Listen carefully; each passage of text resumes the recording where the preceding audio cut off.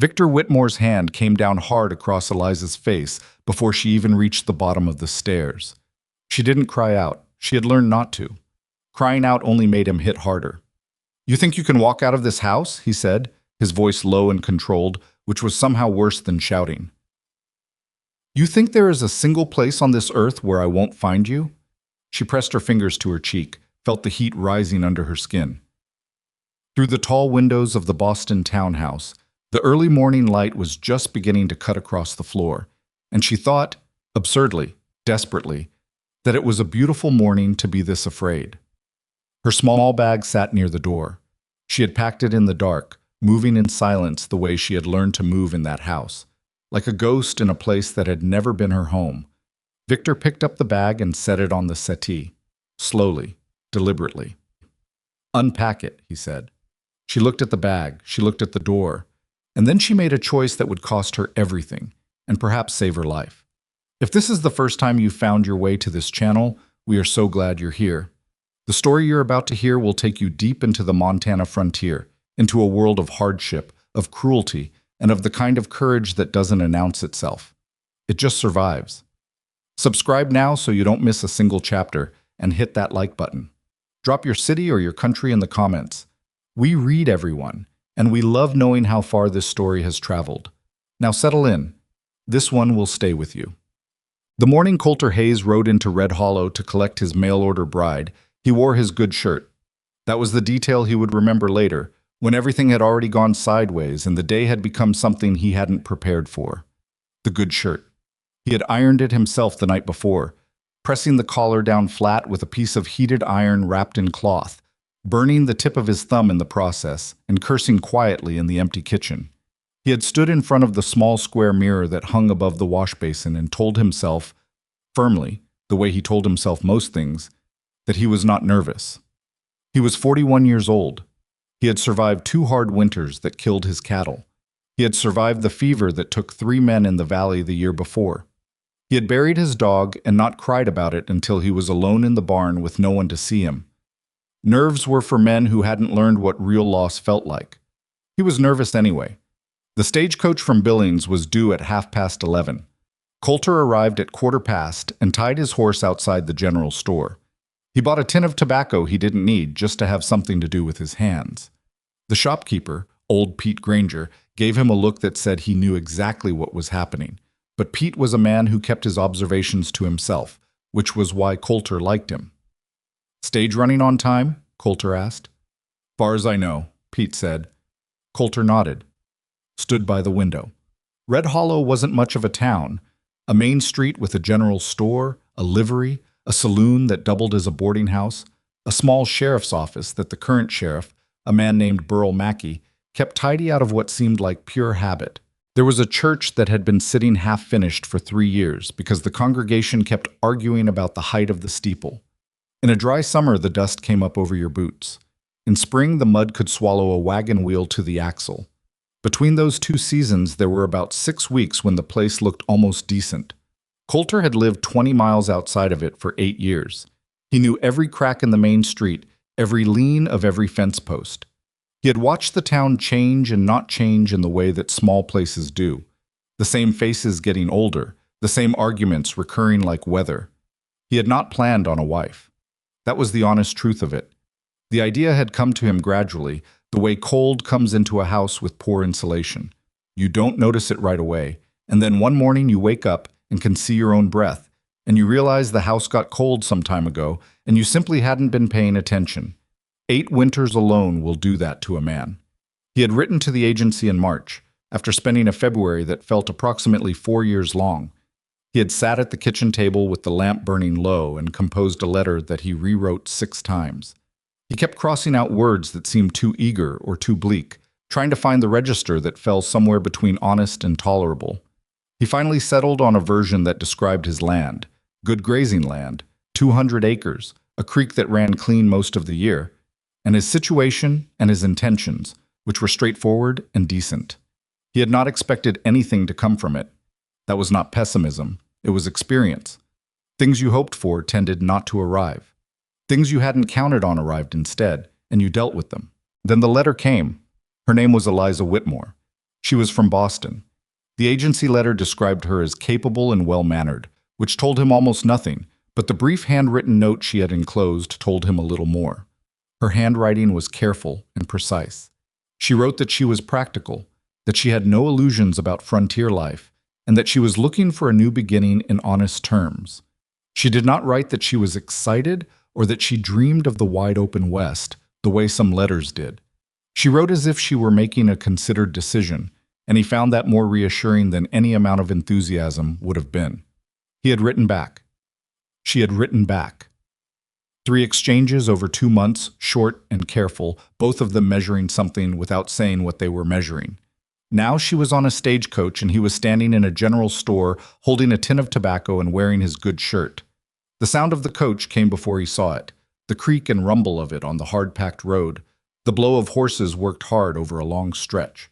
Colter put the tin down on the counter, thanked Pete for nothing in particular, and walked outside. A small crowd had gathered the way people gather in small towns when something is happening and they have nowhere else to be. The Daltrey sisters were on the boardwalk outside the milliner's.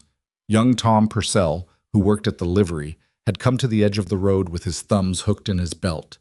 Sheriff Mackey was leaning against the post outside his office, arms folded, watching without appearing to watch.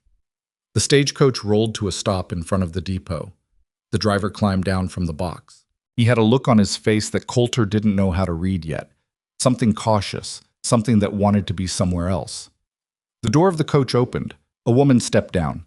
She was wearing a blue dress that had once been a finer blue and had faded to something quieter.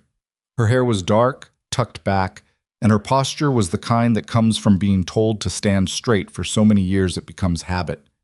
She was carrying a small suitcase, the kind a person takes when they are leaving and cannot take much. And she was wearing a veil. Not a wedding veil, a traveling veil, the light kind that women sometimes wore against dust, but she had it drawn close around her face, and she had her head angled down, and something about the combination of those two things made Colter's chest tighten before he could identify why. She stood on the step of the coach and looked out at the small group of people, and Colter saw her shoulders rise and fall once, with a breath that was doing a lot of work. He stepped forward. He didn't know what else to do. "Miss Whitmore?" he said. Her head came up. Through the veil he could see that her eyes were dark and steady, though there was something behind them, something watchful and coiled, the way an animal watches when it's been cornered recently enough to still remember it. "Yes," she said, and her voice was even. He put out his hand.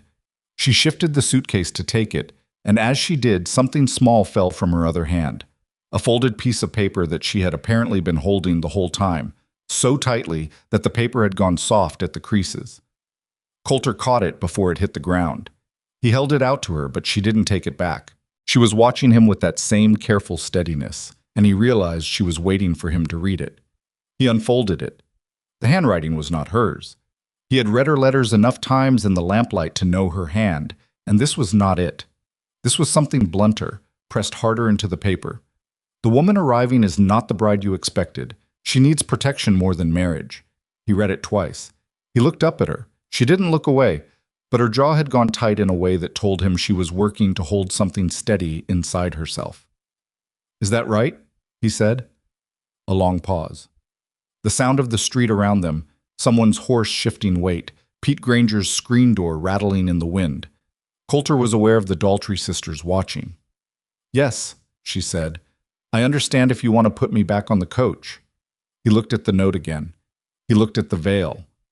He thought about the letter he had read 6 times in the lamplight, the careful handwriting, the sentence about a new beginning. He thought about the fact that someone else had written that note, that someone else had put her on that coach, that she was standing in the middle of Red Hollow with one small suitcase and the kind of composure that is not confidence. It is something you wear over fear, and it costs you every second you wear it. "No," he said. He folded the note. He put it in his breast pocket. He picked up her suitcase. "My wagon's around the side," he said. "You want something to eat before we head out? It's a long ride." She blinked. Just once, but something moved through her face, something quick and unguarded, like a person who braces for a blow and feels wind instead. "That would be fine," she said. They ate at the counter in Pete Granger's store, salt beef and bread and coffee that had been on the stove too long, which was how the coffee always was at Pete's.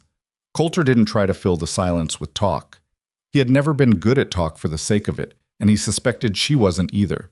They ate, and he asked her twice if she wanted more coffee, and she said no both times, and that was the extent of the conversation. When they were done, he helped her up onto the wagon seat and they drove out of Red Hollow, heading north toward the mountains. The road was dry, and the wheels kicked up a fine pale dust that settled over everything. The land opened up on both sides, grass going gold with the season, the far ridgeline blue and sharp in the afternoon light. It was the kind of country that impressed some people and frightened others. Colter had lived in it long enough that it was simply where he was. He didn't ask her to take off the veil. He didn't ask her anything. After about 2 miles, she reached up and unpinned the veil herself, pulled it back, and sat with her face turned slightly away from him, looking out at the grass. He saw it anyway. He had been driving and watching the road, and he saw it in his peripheral vision without meaning to. Her right cheekbone. The color of it. The swelling that had gone down enough to show the true shape of the bruise beneath. A deep one, the kind that comes from a hand with some force behind it. There was a smaller cut near the corner of her mouth, mostly healed, and a faint yellow-green discoloration around her left eye that was older than the rest. She kept her face turned away, and he kept his eyes on the road, and neither of them said anything. The mountains ahead got bigger as they drove. The shadows lengthened across the grass. After a while, she said quietly, "You have questions." "Probably," he said. "You can ask them." "Not today," he said. She looked at him then. He could feel it, though he was watching the road. "Why not?" she said. He thought about how to answer that honestly without saying more than he meant. It took a minute. "Because you just got off a long coach ride," he said, "and some questions can wait." Another silence, longer this time. "They can't all wait," she said. "No," he agreed, "but the ones that matter most tend to answer themselves, given enough time." She didn't respond to that, but when he glanced over a moment later, her hands had unclenched in her lap, and that was something. The ranch came into view as the sun was dropping behind the western peaks. The main cabin first, then the barn, then the smaller outbuildings strung out behind it.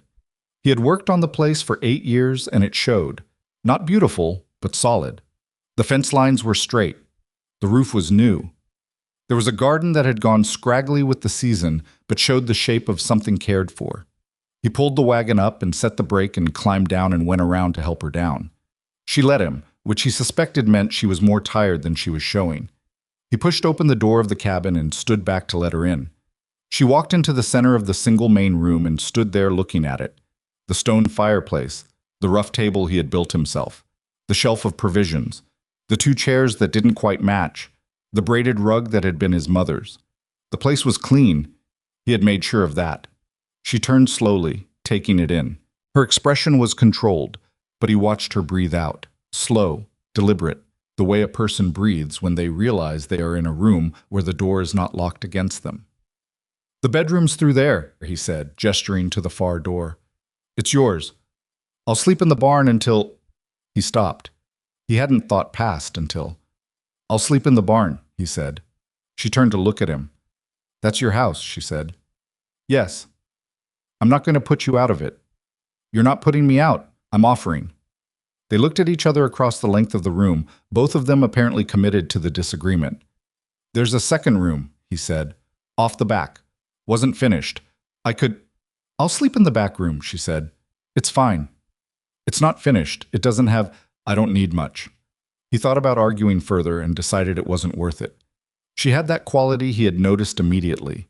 The quality of someone who had made decisions inside circumstances that didn't give them room to negotiate, and had gotten very efficient about it. "All right," he said. He showed her the back room. It had a cot, which he had set up with reasonably clean bedding, and a small table with a candle on it, and a hook on the wall. She set her suitcase on the floor and put her hands on either side of the doorframe and looked in, and he couldn't see her face. "It's fine," she said again. "I'll get supper started." She turned around. "I'll do it." "You don't have to." "I know I don't have to," she said, and something in her voice was firm without being sharp, the kind of firm that comes from someone who has had enough of being managed. "I want to be useful. Let me be useful." He stepped back from the kitchen. She moved into it with a directness that surprised him. She opened the provisions, assessed what was there, and without asking, started pulling things together in a way that suggested she actually knew what she was doing. He sat at the table. He didn't quite know what else to do with himself in his own kitchen. After a while, she said without turning around, "I need to tell you something." "All right." She was quiet for a moment, her hands working, the sound of something being measured out, set aside. "My name is Eliza Whitmore," she said. That part was true. "I'm 26 years old and I'm from Boston, and those parts were true as well." A pause. "The agency, I didn't write to them myself. Someone wrote to them for me. Or I suppose you could say someone wrote to them in my name without my knowledge, and then told me what they had done and gave me the choice to go or to stay." Colter didn't say anything. He waited. "There is a man in Boston," she said. Her voice had flattened slightly, the way voices do when they are describing something that cost a great deal, and you have decided to describe it plainly, rather than carry the weight of it in every word. My uncle, Victor Whitmore. When my parents died, I was 19. Everything they had was supposed to come to me. The house, the money, the holdings. It wasn't a fortune, but it was enough. Victor was named trustee until I turned 25. She paused again. She had stopped what she was doing. She was standing with her hands resting on the edge of the counter. He decided, she said, that it was easier to keep control of it than to hand it over. Colter thought about the bruise on her cheek, the cut near her mouth. He kept changing the terms, she said. First it was legal arrangements. He hired men who drew up papers I didn't fully understand. Then it was a marriage he wanted to arrange, a business associate of his. A man named Cowboy, who was 53 years old and who my uncle described to me as a good match, by which he meant a man who would agree to sign the money over to Victor as a condition of the wedding. She picked up what she was doing again. Her hands were steady. When I refused the first time, he was angry. When I refused the second time, he made it very clear what refusing was going to cost me. I had no money of my own by that point. He had made sure of that. I had no way to get a lawyer. The women I knew were his friends' wives and had no way to help me even if they had wanted to. A log shifted in the fireplace. The light moved. "A woman who worked in the house," Eliza said. "Her name was Margaret. She was the one who wrote to the agency. She had been trying to think of a way to get me out, and that was what she thought of. She gave me the choice, and I said yes." Her voice didn't waver. "She didn't have a great deal to work with." Colter looked at his hands on the table. "I'm sorry," he said. It was insufficient. He knew that. "I'm not telling you to get sympathy," she said, and there was no harshness in it, just fact. "I'm telling you because you have a right to know what you've taken on. If Victor finds me—" She stopped. "He will look. He's not a man who accepts being outmaneuvered, and he'll consider this being outmaneuvered. How long do you think before he starts looking?" "He already is," she said. That landed quietly. "How do you know?" he asked. She reached into the pocket of her dress and set something on the table without turning around. He reached over and picked it up. A second note, this one in her own handwriting. One line. "Margaret says he went to the agency 3 days after I left. He has the name of the town." Colter sat with that for a moment. "When did you write this?" "I didn't write it," she said. "She did. She writes like me. I taught her years ago. In case she ever needed it." Something moved in her voice then, just briefly. "She sent it to the post office here, general delivery. She knew I'd check." He turned the note over in his hands. 3 days after she left. Which meant Victor Whitmore had been looking for Eliza for weeks by now. Which meant the agency had a name and a town in their records. "He'll come here," Colter said. "Eventually," she said. "Yes." "And what does he want to do with you when he finds you?"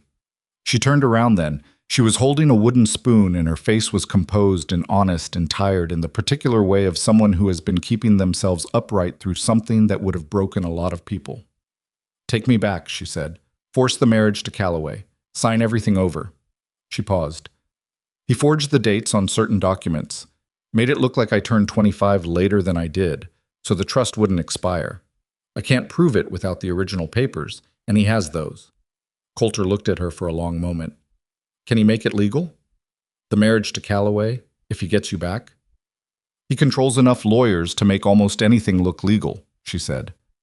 "Almost," Colter said. Something moved in her face, Not hope. Not yet. Something smaller than hope, but in the same general direction. Almost, she agreed. He pushed back from the table, stood up. He went to the shelf above the fireplace and took down a small locked box, opened it with a key on his belt, and took out a folded document. He brought it to the table and set it in front of her. She looked at it. A land deed. His name on it. The description of the acreage. The signature of the county recorder. I own this land, he said. I own it clear. No bank, no partners, no agreements. He tapped the document. Out here, what matters isn't what a man in Boston says. What matters is what's true on the ground and what the county records show. He met her eyes. You're going to need something solid to stand on. A legal marriage to a man with a clear property title is harder to override than a frightened woman alone. She was very still. I'm not proposing that, he said quickly, hearing how it had sounded. Not now, not like this. I'm just telling you what I know about how things work out here, so you understand what your options are. She set the wooden spoon down on the counter. You would do that, she said. Marry a woman you don't know, who arrived with someone else's note in her hand to help her hold off a man who's going to come here with lawyers. He thought about it. Honestly, the way he tried to think about most things. I'd consider it, he said, if you were willing. She looked at him for a long moment. He held her gaze and tried not to make it into something it wasn't. Not a declaration, not a promise. Just a man being straight with a woman who had probably been lied to enough. Let me think about it, she said. Take your time. She picked up the spoon again and turned back to the stove, and Colter sat back down at the table, and the fire burned and the food started to smell like food, and outside the window the Montana dark came down fast and complete the way it always did in the mountains, and neither of them spoke again until supper was ready. They ate across from each other at the rough table he had built himself. She ate like someone who hadn't eaten properly in a while, not without manners, but with a thoroughness that was its own kind of honesty. He watched her without watching her. He thought about the note in his breast pocket. She needs protection more than marriage. He thought about Margaret, who worked in a house and had taught a girl to read and write and had spent years watching and waiting and finally had thought of something. He thought about Eliza on the stagecoach for however many days it took to get from Boston to Billings, holding that note, going over it in her mind, deciding how to say what she had said. He thought about Victor Whitmore somewhere in Boston with the name of this town and probably a great deal of money to spend on finding what he was looking for. You're safe now, he said. She looked up from her plate. He hadn't meant to say it out loud, but it was said. You're safe now, he said again, and you're not alone anymore. She looked at him for a moment that stretched past comfortable and into something more honest. You don't know me, she said. No, he agreed. You don't know what I've done, or what I'm capable of, or whether any of what I've told you is true. No, he said, I don't. Then why? Because I read your letters, he said, and then I saw your face when you got off that coach. And I've been alone in this house for 8 winters, and I can tell the difference between a person who's lying and a person who's exhausted. He looked at his plate, and because someone ought to. The fire shifted, a log settled. Eliza looked down at her food. Her jaw moved. Something was working in her throat. Thank you, she said. Her voice was still even, but it had cost her something to say. Don't thank me yet, he said. We haven't met your uncle. It surprised her into a short, quiet sound that was not quite a laugh but was in the same family. They finished supper. She washed the dishes without being asked, and he dried them without offering. They worked in the small kitchen with the fire burning down behind them, and it was strange and uncomfortable, and also, underneath all of that, something that felt like the start of something that might eventually be ordinary. He showed her where the extra blankets were. He told her the creek was a 1/4 mile north if she needed water in the morning. He said the dog, he stopped and corrected himself, said there was no dog anymore. The bucket was by the door. She stood in the doorway of the back room with the candle in her hand and looked at him. I'll try to be useful, she said. I don't want to be a burden here. I didn't say you were. I know, I'm saying it for myself. He nodded. Sleep, he said. Tomorrow, there's work. He went to his room, which was the main bedroom, and lay on the bed in his clothes for a while, looking at the ceiling, listening to the sounds of the house, the wind outside, the creak of the cabin walls. After a long while, he heard her candle go out, saw the thin line of light under the back room door disappear. He reached into his breast pocket and took out the note. "Read it one more time. She needs protection more than marriage." He folded it carefully and set it on the table beside the bed. He thought about what was coming. Because something was coming, he could feel the shape of it even if he couldn't see the details. A man with money and lawyers and the kind of pride that cannot tolerate being made to look foolish by a girl and a woman who worked in his house. He thought about what he had and what he didn't have. He had land. He had a clear title and 8 years of hard work put into it. He had a rifle that shot straight and a reputation in the county for being a man who didn't start trouble and didn't back down from it either. He had Sheriff Mackey in Red Hollow, who was not a complicated man but was a steady one. And now he had Eliza Whitmore sleeping in the back room of his house, who had come to him with a bruised face and a stranger's note and a story that was not finished yet, not by a long reach. He closed his eyes. Outside, the Montana night pressed in from all sides, enormous and indifferent, and the stars above the mountain were the kind of clear that only comes when the air is cold and the world is very quiet. And in the back room of a rough cabin 20 miles from Red Hollow, a woman who had survived more than he knew yet lay in the dark with her eyes open, listening to the unfamiliar sounds of a strange house, and trying to learn the difference between silence that was safe and silence that was only waiting. She was already awake when the first light came through the cracks in the back room wall. Eliza had not slept much, not because the cot was uncomfortable, it wasn't particularly, but because her body had not yet learned to trust the quiet. 8 months in Victor's house had taught her nervous system to read silence as a pause before something worse, and it did not unlearn that overnight simply because she was in a different place. So she lay in the dark and listened to the cabin settle around her and cataloged the sounds the way she had trained herself to do. Wind at the northeast corner. An animal, something small, moving in the eaves.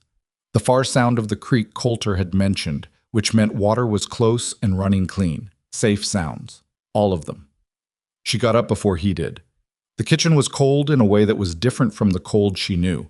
Not the cold of a house being punished by its owner refusing to heat it, but the natural cold of a mountain morning, the kind that costs nothing and asks nothing, and is simply what the air is before the sun gets to work on it.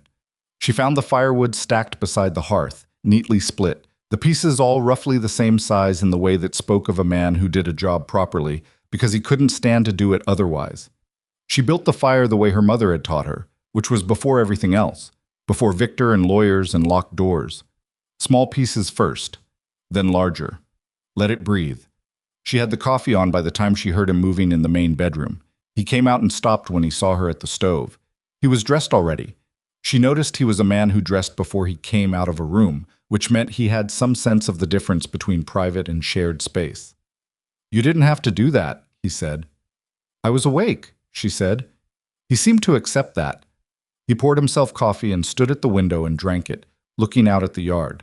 She watched him the way she had learned to watch people, not directly, but from the edge of her attention, where she could take things in without appearing to. He was taller than she had registered the day before, or maybe just seemed taller now that she wasn't braced against everything. His hands around the cup were the hands of a man who worked with them. There was a scar along the side of his right thumb, white and old. "What needs doing today?" she said. He turned from the window. He had the look of someone who was about to say nothing needs doing, you should rest, and then thought better of it. "Fence on the north pasture needs checking," he said. "Came down in the wind last week, and the root cellar could use restocking before the hard cold comes." "I can do the root cellar," she said. He considered that. "You know what you're looking at?" "Potatoes, turnips, whatever's been drying. Yes." Something shifted in his expression, not quite surprise, but adjacent to it. "All right," he said. They ate breakfast, salt pork and the last of some cornbread she found wrapped in cloth, and then separated to their respective work, which was a strange and surprisingly manageable thing. She had expected the awkwardness of sharing a space with someone she didn't know to be more suffocating than it was. But Colter Hayes had a quality that she came to notice more clearly as the day went on. He did not fill silence with himself. He existed in the shared spaces of the cabin and the yard without demanding to be acknowledged in them, which was rarer than it should have been. She worked in the root cellar most of the morning. It was dim and smelled of earth and things curing, and she sorted through the stores, pulling anything that was going soft, organizing what remained by how long it would keep. She found a crate of apples in the far corner, half of them still firm, and set the rest aside. She found a bag of dried beans that had been tied wrong and was starting to let in moisture. She retied it. She found, tucked behind a shelf, a single jar of preserved peaches that had probably been sitting there long enough to have been forgotten. She brought the peaches inside when she came up for the midday meal. Colter came in from the pasture with mud on his boots and a cut on his left forearm from a fence wire, which he had wrapped with a strip of cloth in a way that was functional but not particularly careful. He was washing his hands at the basin when she set the jar of peaches on the table. He looked at it. "Where'd you find those?" "Behind the lower shelf." "How old are they?" A pause. 2 years, he said. "Maybe 3. They're still sealed. They're probably fine." He looked at the jar with an expression she couldn't quite categorize, something private in it. "My wife put those up," he said. The word fell into the room and sat there. Eliza looked at him. He was still facing the basin. "I didn't know you'd been married," she said. "It wasn't in the letter," he said. "I didn't—" He stopped, dried his hands. "She died. Fever, 4 years ago. We'd only been married 2 years." He said it plainly. Not without weight, but without performance. The plain way that means it has been carried so long it's become part of the structure of a person rather than something they're still holding in their hands. "I'm sorry," Eliza said. "You can put them back if you want," he said. She looked at the jar. At the careful seal, the pale fruit suspended in liquid. A woman's work, preserved past the woman herself. "We could eat them," she said. "It seems like a waste to let them go." He turned and looked at her. His face was difficult to read, and she didn't try too hard. "All right," he said after a moment. They had the peaches that evening with supper, split between 2 bowls, and they were fine, sweet and a little soft and entirely themselves. Neither of them commented on them. The days began to take on a shape. It was not a comfortable shape immediately. There were mornings when the awkwardness of the situation sat between them like a third person at the table, and evenings when one of them said something that inadvertently landed wrong, and both of them went quiet for too long afterward. But underneath the awkwardness was something that Eliza recognized slowly as the texture of ordinary life, work and meals and the small negotiations of shared space. And it was so different from what she had been living that it took her a while to stop waiting for it to collapse. She cooked most of the meals because she was better at it. She said that plainly, "I'm better at this than you, I think." After 2 meals in which she watched him produce technically adequate but thoroughly grim food, and he had laughed, which was the first time she had heard him laugh, and said, "You're not wrong." She repaired 3 of his shirts, which had been deteriorating in a pile waiting for attention that apparently never came. She sewed a better latch on the cellar door. She helped him stack the firewood that a neighbor had dropped in a rough pile at the edge of the property. A man named Dade Purcell, Tom's father, who had arrived on a horse, given Colter a look that was trying very hard to be neutral about the situation, and been introduced to Eliza with a brief, "This is Eliza Whitmore" from Colter that gave no further elaboration. Dade Purcell had shaken her hand and said, "Ma'am," and spent the following 10 minutes having a conversation with Colter about cattle prices that was entirely genuine and also clearly serving the purpose of allowing him to assess her from the corner of his eye. "He'll go back and tell people in town," she said after he left. "He will," Colter agreed. "Does that bother you?" He considered it with the seriousness he brought to most things. "People talking about me doesn't bother me much. What they say is generally about them anyway." She thought about that. Victor would say that small-town gossip is a form of social control. Victor sounds like a man who uses $10 words when he wants to avoid saying something plainly. She stopped stacking, looked at him, then she started stacking again. Yes, actually, that's accurate." Something about saying it out loud and having it heard plainly shifted something small inside her. She put her hand on a log and held it for a moment without stacking it, just feeling the weight of it. "Are you all right?" he said. "Yes," she said. She set the log down. "He used to make me feel like I was the one who wasn't making sense, for years. He would explain things to me in a way that made it clear that my understanding of the situation was deficient." She was speaking carefully, choosing words. I believed him, eventually, or I started to. It's hard to keep a clear view of a thing when someone works very hard to obscure it. Colter was quiet. You're not deficient, he said. It was not a compliment, it was just a fact, stated the way he stated facts. Something stung at the back of her eyes. She did not let it become anything else. No, she said. I know that now. She picked up the log and stacked it. I'm working on knowing it all the time, instead of just some of the time. He nodded and went back to stacking, and they finished the wood as the afternoon light dropped, and she felt the difference between a kindness given to make someone feel good and a truth offered because it was simply true. About 2 weeks in, she started helping with the animals. The ranch had 11 cattle, 4 horses, and an indeterminate number of chickens that seemed to exist in a state of permanent organizational chaos.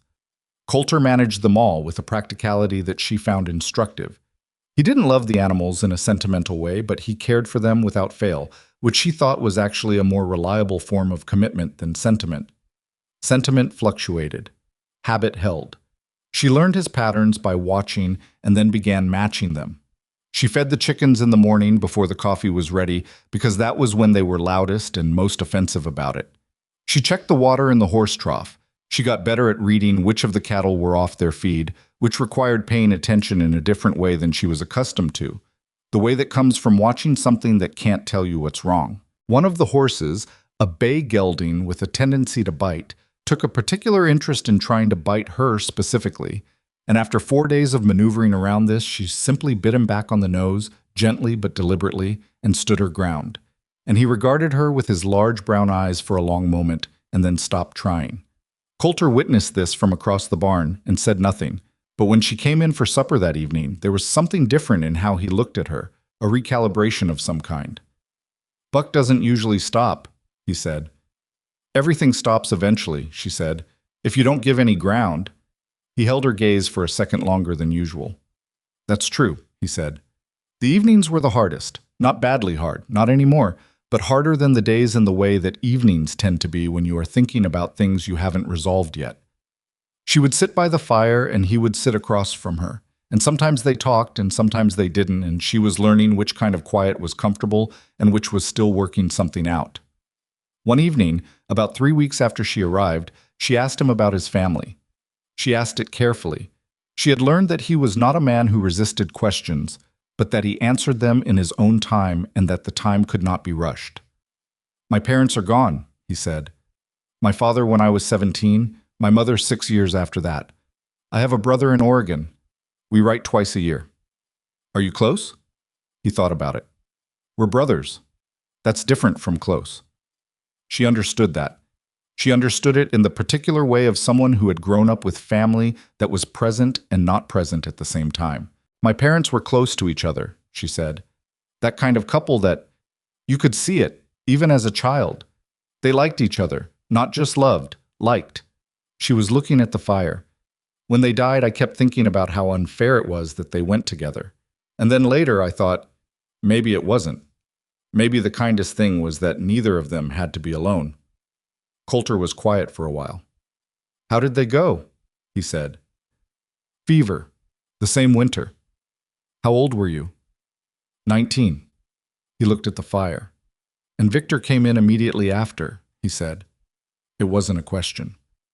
Within the month, she said, he was my father's brother. He had never been. He was not close to my father, but he was the designated trustee. It had been arranged years before when I was very young, and everyone assumed it was a formality because everyone assumed my parents would live. She paused. He arrived with a lawyer and a suitcase and a very pleasant expression, and it took me about 2 months to understand that the pleasant expression was a tool he was using. What changed it? She considered. I asked to see the original trust documents. He told me they were being held securely and that I didn't need to concern myself with the details. He said it very pleasantly. She turned the fabric of her skirt between her fingers. I asked again 3 weeks later. He was less pleasant the second time. Colter's jaw had gone slightly tight. And after that, he said. Incrementally worse, she said. Over years. The pleasant expression came back when he needed something, disappeared when he didn't. She was still looking at the fire. The strange thing is that I kept expecting it to get better. For a long time, I kept thinking that if I found the right thing to say, or the right way to behave, or the right, as if there was some key to it, some formula. She stopped. There isn't. Some people are simply determined to take what isn't theirs. There's no formula that accommodates that. No, he said. I lost a lot of time looking for one. He didn't say anything for a while. She didn't need him to. Then he said quietly, How did you keep from becoming something smaller than you are? In all of that? She looked at him. It was an unexpected question. Not many people would have thought to ask it that way. Not about survival, not about coping, but specifically about that. Margaret, she said. Partly. She never treated me like I was what Victor said I was. Even when she couldn't argue with him directly, she had a way of looking at me that reminded me I was a person and not just a problem to be managed. She paused. And anger. Anger, honestly. Not the kind you show. I learned not to show it. It made things worse. But the kind you keep. It's not a comfortable fuel, but it kept certain things from going out. Colter looked at his hands. Margaret sounds like a good woman, he said. She is, Eliza said. She's still in that house. I think about that. She said it simply, but he heard the weight of it. The guilt that comes from being the one who got out when the person who helped you get out did not. Is she in danger? He said. Victor won't hurt her. She's too useful. She said it without comfort, because there wasn't any in it. He nodded. The fire burned down. Neither of them moved to add a log. The room got a degree or two cooler and they both sat in it. I haven't decided, she said. She didn't need to specify about what. I know, he said. About what you mentioned. The legal arrangement. I know. I want to be clear that I'm not staying out of nowhere to go, she said. I want that to be clear. He looked at her directly. Is it true? A pause. Mostly, she said. He almost smiled. It wasn't quite a smile, but it was in that direction. I'm not staying out of gratitude either, she said. I want to be clear about that as well. What are you staying out of? He said. Not unkindly, genuinely. She thought about it honestly. I'm staying to find out if it's what I think it might be, she said. And what do you think it might be? She looked at the fire. Somewhere I can be a person, she said. Not someone's problem, not someone's asset. Just a person, doing work and eating meals and talking to someone who answers honestly. She glanced at him. That sounds very small. It doesn't sound small at all, he said. She nodded, looked at the fire. After a while, he got up and put another log on. 3 weeks became 4, and the bruise on her cheek faded from yellow-green to nothing, and she stopped flinching at loud sounds most of the time. And one afternoon, she caught herself singing while she was hanging laundry, quietly, half under her breath, some fragment of something her mother had sung, and then stopped, surprised at herself, as though the sound had come from a room she had locked a long time ago and had forgotten still had things in it. She stood there with a wet shirt in her hands and the cold air moving through the grass and thought, I am not afraid right now. And then, I should remember this. 4 weeks became 5. And on the morning of the 5th week, she rode into Red Hollow with Colter to pick up supplies and stopped at the post office, as she had every time they came into town. There was a letter. She knew from the handwriting on the envelope that it was Margaret. She also knew, from the thickness of it, it was thicker than usual, heavier, that it was not a simple note. She waited until they were in the wagon, the town behind them, before she opened it. She read it once. Then she read the key parts again to make sure she had understood them correctly. Colter glanced at her. He had been watching the road, but he had a peripheral awareness of her that she had come to recognize. Bad? He said. She folded the letter, held it in her lap. Victor hired a man, she said. A private investigator. Someone Margaret says he's used before to find people who didn't want to be found. She looked at the road ahead. He's been in Billings. Margaret found out because Victor made a comment about it. He doesn't mind saying things in front of her because he doesn't think she has anyone to say them to. Colter's hands were steady on the reins. Billings, he said. Billings to Red Hollow is 2 days, she said. Maybe 3 if the weather's bad. The wagon moved. The road was dry and pale and stretched out ahead of them into the mountains. Margaret says he's also been talking to lawyers, she said, about whether a marriage performed in Montana territory is, she writes down his exact words, sufficiently documented to withstand a legal challenge from a guardian acting on behalf of a woman of uncertain competency. She said that last phrase without expression. Colter said a word under his breath that she had not heard him use before. He's going to try to argue I'm not, that I'm not of sound mind, she said. He's laid the groundwork for it, in Boston, with men who will say what he pays them to say. Can he make that stick? In Boston, probably not. Out here, she looked at the mountains. A woman who abandoned a comfortable life in the city to marry a stranger in Montana territory. A woman whose guardian says she's been suffering from instability of mind since the death of her parents? She paused. Out here, he only needs to cast enough doubt to get a judge to rule on temporary custody, and then he gets me on a train before anything can be challenged. Colter was quiet for a moment. Then we take that option away from him, he said. She looked at him. What do you mean? She said, though she already understood what he meant. He met her eyes briefly before looking back at the road. I mean, we don't give him a frightened woman of uncertain competency. We give him a married woman with a legal name on a land deed in a county where people know us. She looked at her hands in her lap.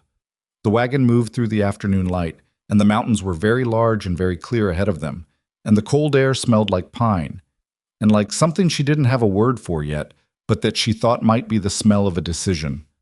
You'd want to do this now, she said, before he gets here. Before he gets here, he said. That doesn't give us much time. No, it doesn't. She thought about what she had said by the fire, about staying to find out if it was what she thought it might be, about not doing things out of gratitude or out of nowhere else to go. She thought about the peaches, about the shirt she had fixed, about the horse that stopped biting, about the morning she had caught herself singing. All right, she said. He looked at her. All right, he said. Yes, she said, but I want it to be clear, between us, even if it's not clear to anyone else, that this is a choice I'm making, not something being done to me. It's clear, he said, and I want... She stopped, tried again. I want it to mean something, eventually. I'm not asking for promises. I know we don't... I'm not asking for that. But I want us to be honest with each other about what this is and what we hope it might become, even if we're wrong. He was quiet for a moment. I think that's the most honest terms I've ever heard anyone set, he said. She looked at him. There was nothing ironic in his face, just the road and the mountains and the plain truth of what he had said. Good, she said. They drove the rest of the way home mostly in silence, but it was a different kind of silence than it had been 5 weeks ago. Something had shifted inside it, not resolved, not settled, but oriented now, pointed in a direction they had agreed on, which was more than either of them had had in a long time. That evening, she sat at the kitchen table and wrote a letter to Margaret. She wrote, "Tell him nothing. If he asks, you don't know where I am. I know that's what you've already been doing, and I know what it costs you. I hope to be able to repay it someday in a form that is worth something." She sealed it and set it on the table to go out with the next post. Colter came in from checking the horses and sat across from her. He saw the sealed letter and didn't ask about it. "We'd need to go to the county seat," he said, "for the license and the recording. Sheriff Mackey in Red Hollow can file the paperwork locally, but the formal record needs to go to the county." "How long does that take?" 3 or 4 days for the filing. We should go in the morning." She nodded. "Are you afraid?" he said. She thought about it honestly. "No," she said. I don't know what I am. Not afraid." She looked at the letter on the table. "I'm afraid of him getting here before we're done. That's the only fear I have right now." "Then we leave in the morning," he said. "Yes," she said. She looked at the sealed letter, at the fire, at the rough table and the mismatched chairs and the braided rug that had been his mother's. She thought about a version of herself 7 years ago, a girl of 19 in a Boston house where the doors were starting to close one by one, watching the options narrow, not yet understanding that what felt like walls were in some cases also ground to stand on. That girl would not have recognized this moment, would not have known what to do with it. Eliza did. She went to bed that night and slept, finally, the way she had not slept since she was a child. Not all the way through, not without the small wakes that had become habit, but deeply enough that the morning came faster than she expected, And when she opened her eyes, the light was already in the cracks of the backroom wall, and there were sounds from the kitchen, and this time it was him who had gotten up first and built the fire and put the coffee on. She lay there for a moment listening to the sounds. Safe sounds. All of them. She got up and dressed and went out to face what came next. The county seat was a town called Harlan's Fork, 3 hours east by wagon, on a road that couldn't decide whether it was a road or a suggestion. They left before dawn. Eliza had packed a small bag without being asked. A change of clothes, the letters from Margaret, the original agency correspondence that had Colter's name and the date of the arrangement on it, documents. She had learned to think in documents, in what could be proven versus what was only true. Colter loaded the wagon in the dark and didn't say much. He had a quality in the mornings of being entirely present without requiring acknowledgement, which she had come to appreciate the way you appreciate a door that opens smoothly. You only notice it because you've known enough doors that stick. The road east dropped out of the mountains and into a long valley that went gold and brown at this time of year, the grass pressed flat by the season. They passed one other wagon coming the opposite direction around mid-morning, a family, husband and wife, and 2 children in the back, the wife giving Eliza a look that was curious but not unfriendly. Eliza nodded. The woman nodded back. The wagons passed, and the road was empty again. "You've been to Harlan's Fork before," she said. It wasn't a question. She was learning to read when he knew a route. "Few times a year," he said. "County business. Filing grazing records. Once for a dispute with a man named Oral over a fence line that he had moved 6 feet onto my land while I was in town one afternoon." "What happened?" "Judge ruled in my favor. Oral moved the fence back." A pause. "Then he moved it again the following spring, 6 inches at a time, thinking I wouldn't notice." "Did you notice?" "I measured it," he said. "Twice a year. I have the records going back 4 years." She looked at him. "You measured your own fence line twice a year for 4 years. Oral is patient," he said, without any particular inflection. "So am I." She turned back to the road. There was something in that, in the simple factual patience of it, that made her feel something she didn't immediately name. Later, she would identify it as the specific reassurance of being near someone who is difficult to defeat, not because they are powerful, but because they are consistent. Harlan's Fork was bigger than Red Hollow, a proper main street, a courthouse with a territorial flag, 2 hotels, a telegraph office. The kind of town that had aspirations. They went first to the courthouse, where a clerk named Dorset, a thin man with ink permanently embedded in the side of his right hand, explained the process with the efficiency of someone who had explained it many times and had stopped finding it interesting. Marriage license, $2. A waiting period of 1 day, which was a territorial requirement. "1 day," Eliza said. "Standard procedure," Dorset said without looking up. She and Colter looked at each other across the counter. "We'll need a room," he said. 2 rooms. "One hotel takes boarders," Dorset said. "Kellerman's. Other ones mostly for commercial travelers." They got 2 rooms at Kellerman's, which were small and clean and smelled of wood soap, and had a shared wall between them thin enough that she could hear when he moved around.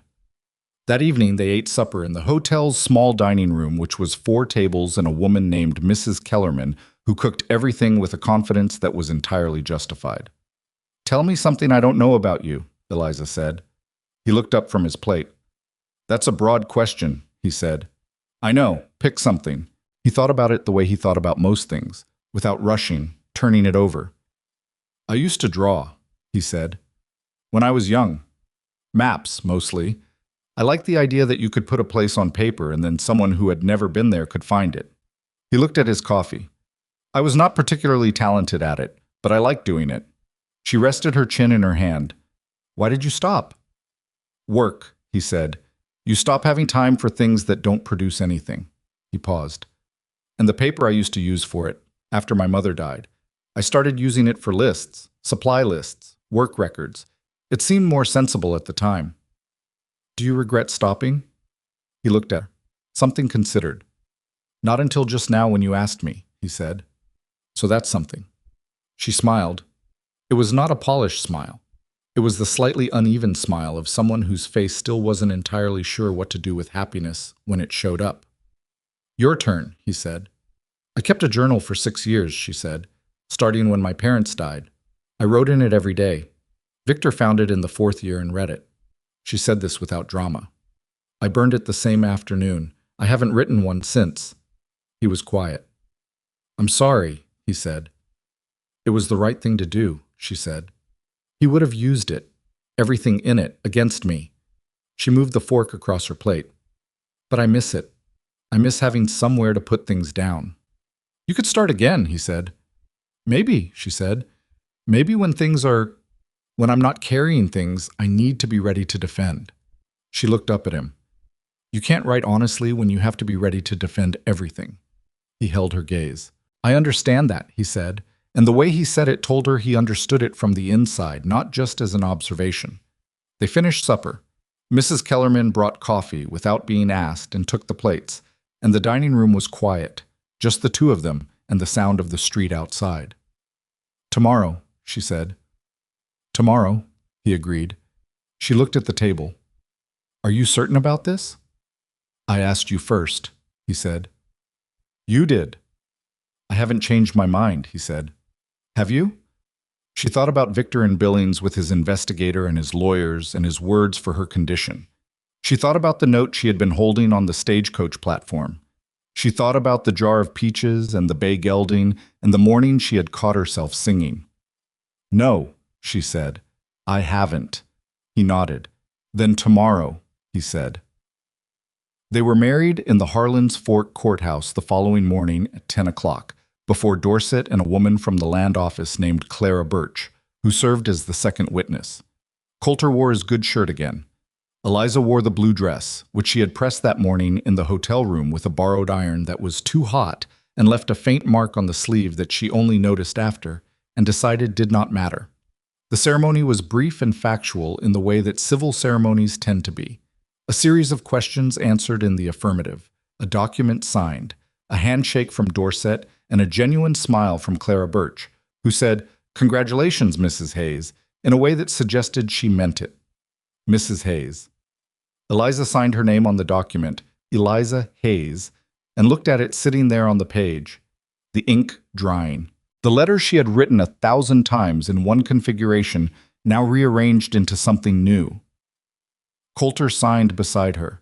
His handwriting was like him, not elegant, but clear and deliberate. They walked out of the courthouse into the cold morning air. He stopped on the steps. She stopped beside him. All right, he said. She took a breath of the cold air, looked at the territorial flag on the pole above the courthouse, the empty morning street. Yes, she said. You? Yes, he said. They stood there a moment in the particular silence of having just done something that cannot be undone, which is different from all other silences. Then he said, "We should get the wagon loaded. Weather looks like it might turn." "Yes," she said, and they went to get the wagon. The weather did turn, a cold front moving in from the north that put the temperature down a hard 10 degrees by the time they were an hour out of Harlan's Fork, the sky going the particular flat gray that in Montana means business. They made it back to the ranch as the first serious wind came down from the mountain, and Colter got the horses into the barn while Eliza went ahead and started the fire and put water on. That evening felt different from the evenings that had come before it.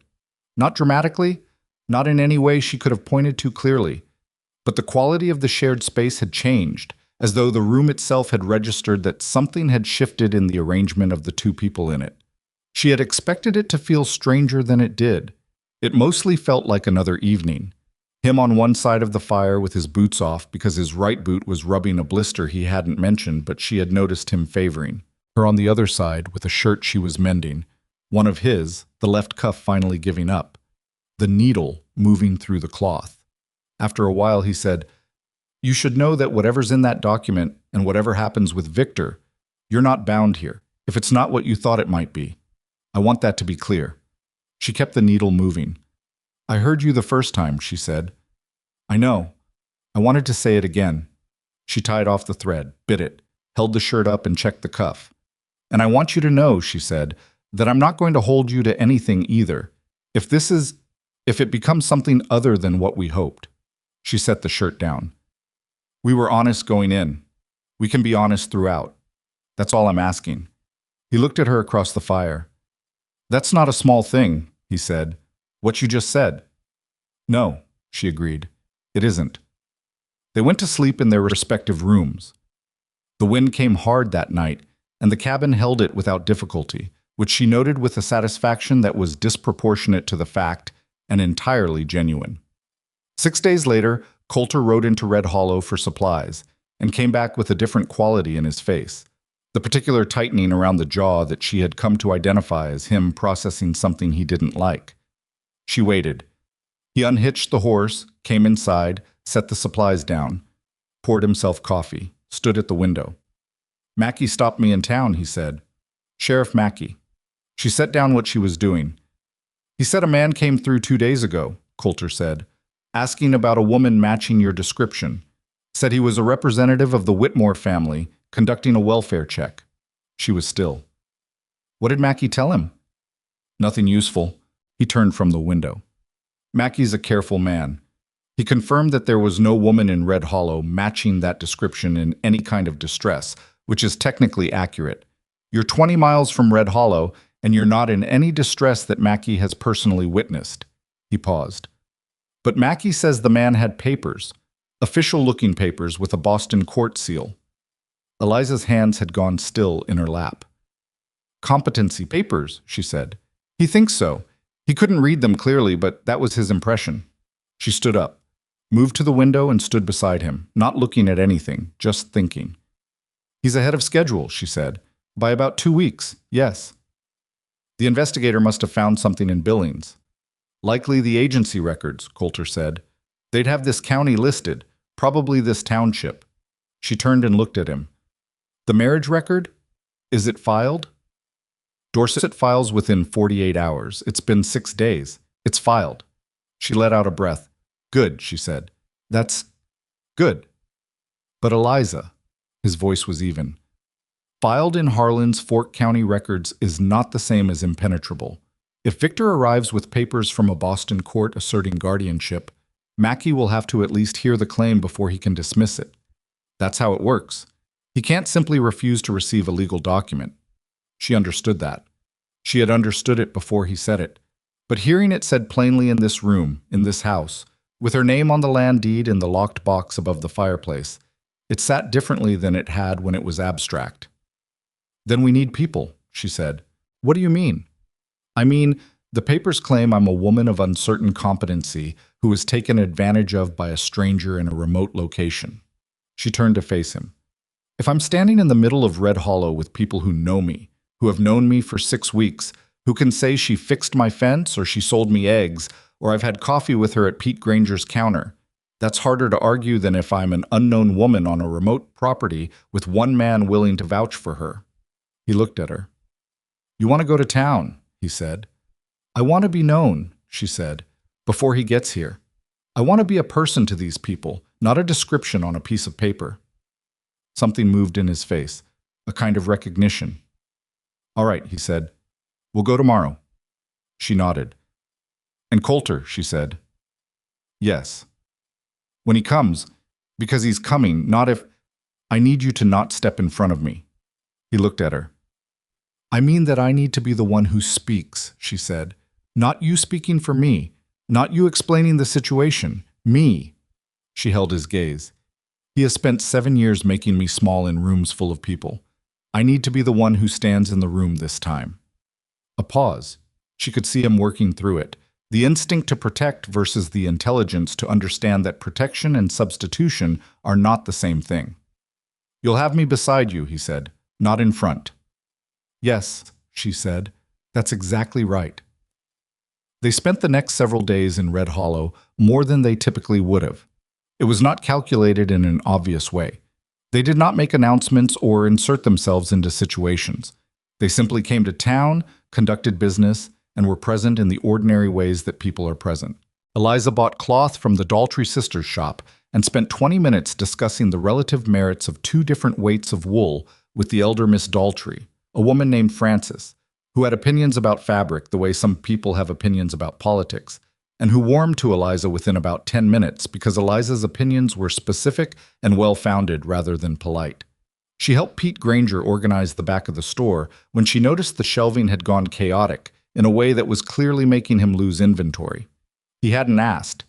She simply came in one afternoon when Colter was talking to Mackie and said, "Would you mind if I straightened that back shelf?" And Pete had looked at her and said, "I'd be grateful," in the tone of a man who had been wanting someone to say that for 2 years. She had coffee twice with the wife of the livery owner, a woman named Ruth Purcell, Dade's wife, Tom's mother, who had initially been politely reserved in the particular way of women who have learned that reserve is a form of protection in small communities. But Ruth Purcell was also fundamentally decent, and she recognized something in Eliza without being able to name it, and by the second coffee they were talking about actually useful things: the price of grain, what to do about a garden that was fighting the soil, whether Francis Daltrey's opinions about fabric were reliable or merely confident. Reliable, Eliza said, but specific to what she likes. She'll tell you what's best. She just means best for her. Ruth Purcell laughed for the first time in the conversation. "That's exactly right," she said. Mackie came to find Colter on the 4th day while Eliza was in the dry goods. She saw them through the window. Mackie and Colter standing in the street with their backs to her, Mackie's posture carrying the slight forward lean of a man delivering unwelcome news. She watched Colter's shoulders. She waited until Colter came inside.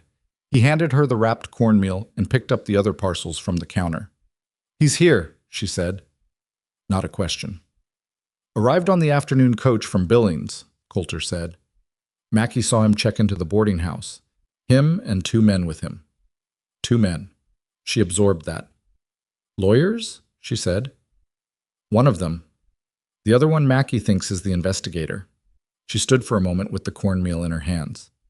"When will he come?" "Mackie thinks he'll want to establish his ground first. Talk to people.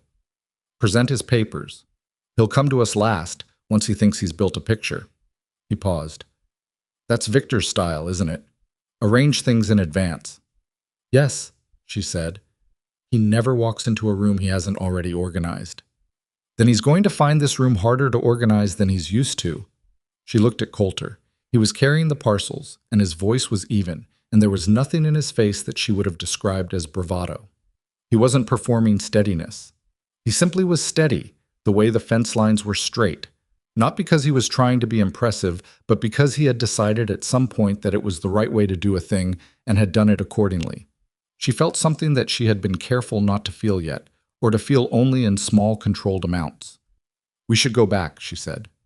"Yes," he said. "But Eliza." She looked at him. "Mackie wants to talk to you," he said. "Tomorrow morning, before anything else. He wants to hear it from you directly." "About Victor?" "About all of it. The documents, the arrangement, the competency claim, the marriage. He wants to be able to say he heard it in your own words, and that you were," he said, and I'm quoting, "a woman with full possession of her faculties talking to me straight across a desk." She almost smiled. "Mackie has a way with a phrase?" "He's smarter than he looks," Colter said, "which is useful." "Yes," she said. "I'll talk to him tomorrow." They drove home in the gathering dark, the mountains very close and very large, the first stars beginning to come out above the eastern ridge. She sat beside him on the wagon seat and thought about Victor Whitmore in the Red Hollow boarding house, unpacking his suitcase, laying out his papers, organizing the room the way he always organized rooms, arranging things so that he was already in the center before anyone else arrived. She thought about the last time she had been in the same room as him. The morning she left, his hand across her face before she reached the bottom of the stairs, the bag by the door that she had looked at, and then looked at the door and made the choice that was the hinge point of everything that had come after. She thought about being 19 and alone and not understanding yet that the pleasant expression was a tool. She was 26 now. She understood considerably more. She thought, he has come a long way to lose. And then she thought, don't be certain. Certainty before it's earned is just pride by another name. Both things were true. The wagon moved through the dark, and the stars came out fully, and beside her Colter drove and didn't fill the silence with anything it didn't need. She said quietly, "My father used to say that a man who needs the room arranged in advance is a man who doesn't trust what he'd find if he walked in straight." Colter was quiet for a moment. "Your father sounds like he was worth knowing," he said. "He was," she said. The cabin was cold when they got back, the fire down to coals. She rebuilt it while he put up the horse, the familiar sequence of small pieces first, then larger. Let it breathe, the same way her mother had taught her before everything else. She sat at the kitchen table and wrote out, from memory, everything she could document, dates, amounts, the specific documents Victor had produced at specific times, the names of the lawyers she could remember, the name of the man named Calloway, the circumstances of the altered trust dates, what Margaret had seen and reported. She wrote it in her careful hand, 3 pages, everything organized. Colter came in, saw what she was doing, and sat across from her and was quiet until she was finished. She set down the pen. "For Mackie," she said. He picked it up and read it. All 3 pages, carefully. "This is good," he said. "It's what I have," she said. "It's more than he's expecting. People in your situation usually come in with memory and feeling. You've got specifics." She took the pages back, set them flat on the table. "Victor taught me that," she said. "He was always very specific, very documented." She smoothed the edge of the first page. "He had papers for everything. He made me feel like the absence of papers was the same as the absence of truth." She paused. "So I started keeping track. In my head, when I couldn't write it down. Every date, every amount, every specific thing." She looked up. "He never knew I was doing it. I thought I was simply accepting what he told me." Colter looked at her. "How long did you do that?" he said. 5 years, she said. He sat back. Something worked its way through his face that she couldn't entirely read, but that had the quality of a man revising a picture he thought he had already finished drawing. "Eliza," he said. "Yes." "When Victor comes—" He stopped, started again. "He's not going to be quiet about this. He's not going to make his arguments politely and accept the answer and go home. Men like him don't—" "I know," she said. "He's going to say things, in front of people, about you, about your state of mind, about your judgment, about this marriage. I know. And some of it is going to be ugly." She looked at him. "Colter," she said, "I have been in a house with that man for 7 years. I know how ugly he gets." She held his gaze. "The difference is that this time I'm not alone when he says it." He was quiet. Something in the room settled. "No," he said, "you're not." She put the pages in order and set them aside and got up to make tea, because it was late and the fire was up now and she was not going to sleep for a while regardless. He stayed at the table. After a while he said, "I want you to know that whatever he says tomorrow or the day after, about you, about me, about this, I know what's true." She poured the water. "I know you do," she said. "I just wanted to say it." "I know," she said. "Thank you." She brought him a cup and sat back down, and they sat across from each other with the fire burning, and the wind at the walls, and the 3 pages of documented truth sitting between them on the table. And somewhere in Red Hollow, a man was arranging a room he thought he already understood. I was wrong about that. But he didn't know it yet. Eliza drank her tea and sat in her own house and thought about tomorrow and was afraid in the way that is honest and steady in the way that is earned. And those 2 things were not contradictions. They were just what it looked like to be a person standing at the edge of the hardest thing they had yet had to do, with their feet under them and someone beside them who was not going to move. She was ready. She slept 3 hours and woke before the alarm of the cold. The fire had gone down overnight, and the back room was sharp with it. The particular cold of a mountain morning that doesn't ease in gradually, but is simply there when you open your eyes, as though it had been waiting. She dressed in the dark, the same way she had dressed in the Boston house on the morning she left, though the feeling was entirely different. That morning she had dressed with her heart in her throat, and every sound from the hallway outside her room arriving like a threat. This morning she dressed with something that was not quite calm but was adjacent to it. The calm of a person who has made their decisions and is now simply moving toward what those decisions require. She heard Colter in the kitchen before she came out. He was at the stove, and the coffee was on, and he had already built the fire up. He glanced at her when she came in but didn't say good morning or ask how she slept, which she appreciated. There are mornings that are not about pleasantries. He poured her coffee, and she took it, and they stood in the kitchen together and drank it in the quiet of the house before anything else. After a while she said, "What time is Mackie expecting us?" 8, he said. "He opens early." "Good." She set down the cup. I'd like to be there before anyone else is in the street." He nodded. She took the 3 pages from where she had left them on the table, organized, edges aligned, and folded them and put them in the pocket of her coat. She had a specific coat now, a heavy wool one that Colter had found in a trunk and said had been his mother's, and that she should use it if it fit, and it fit well enough with the sleeves let down an inch. Eliza had not said anything about that when he offered it, but she had thought about it, about the kind of man who gives a woman his mother's coat without making a ceremony of it. They drove into Red Hollow in the gray early morning with frost on the grass and the mountains catching the first light above the tree line. The town was quiet at that hour. Pete Granger's store not yet open, the saloon shut, only a light in the livery where Tom Purcell started early. He looked up when they passed and raised a hand, and Colter raised one back. Mackey's office was on the south end of the main street, a small square building that he kept at a temperature somewhere between habitable and warm. He was at his desk when they came in, a large man with a gray mustache who had the quality of someone who had been sheriff long enough that the authority of it had become unremarkable to him. Not something he performed, just something he was. He looked at Eliza when she came in and said, "Mrs. Hayes," in a way that was a greeting and also a statement of position, making clear he intended to treat her as what the county record said she was. "Sheriff," she said, and sat down across from his desk. Colter sat to her left and slightly back, right where she had asked him to be. Mackey had a cup of coffee on his desk and a folder of papers, and he looked at her with the steady gaze of a man who has interviewed enough people to know the difference between what they say and what they mean, and who finds the gap between those two things professionally interesting. "Tell me the situation," he said. "From the beginning. Your words." She told him. She had been through it before, with Colter, in pieces, over weeks. But this was different. This was organized and sequential, and spoken to a man who was taking notes, and who asked precise questions when she paused. She told him about her parents, about Victor's arrival, about the trust documents and the lawyers and the man named Calloway.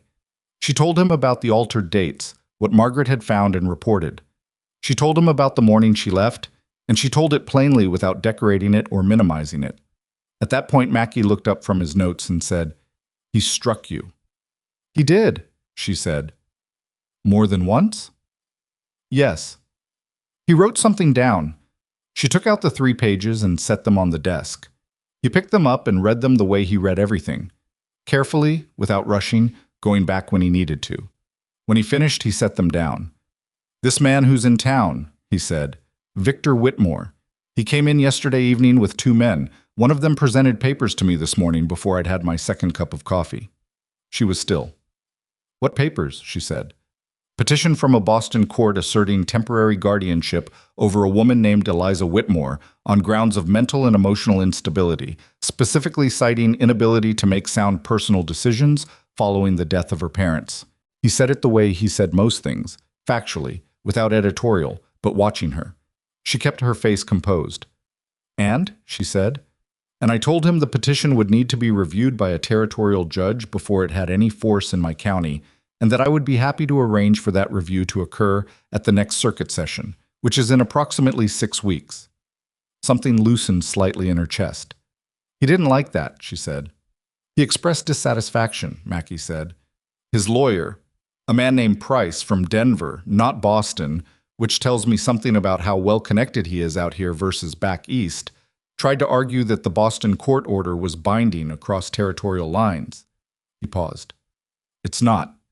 I know it's not because I sent a wire to the territorial marshal's office last night after Whitmore's man came asking around about you." Colter shifted slightly in his chair. "You knew he was coming," Eliza said.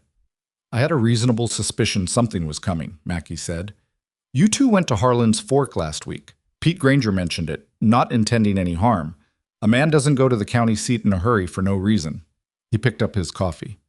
"I wanted to be prepared." She looked at him. "What did the territorial marshal say?" "That a Boston court order has no direct authority in Montana territory, that any competency claim would need to be filed in territorial court, and that a legal marriage recorded in Harlan's Fork carries full territorial recognition."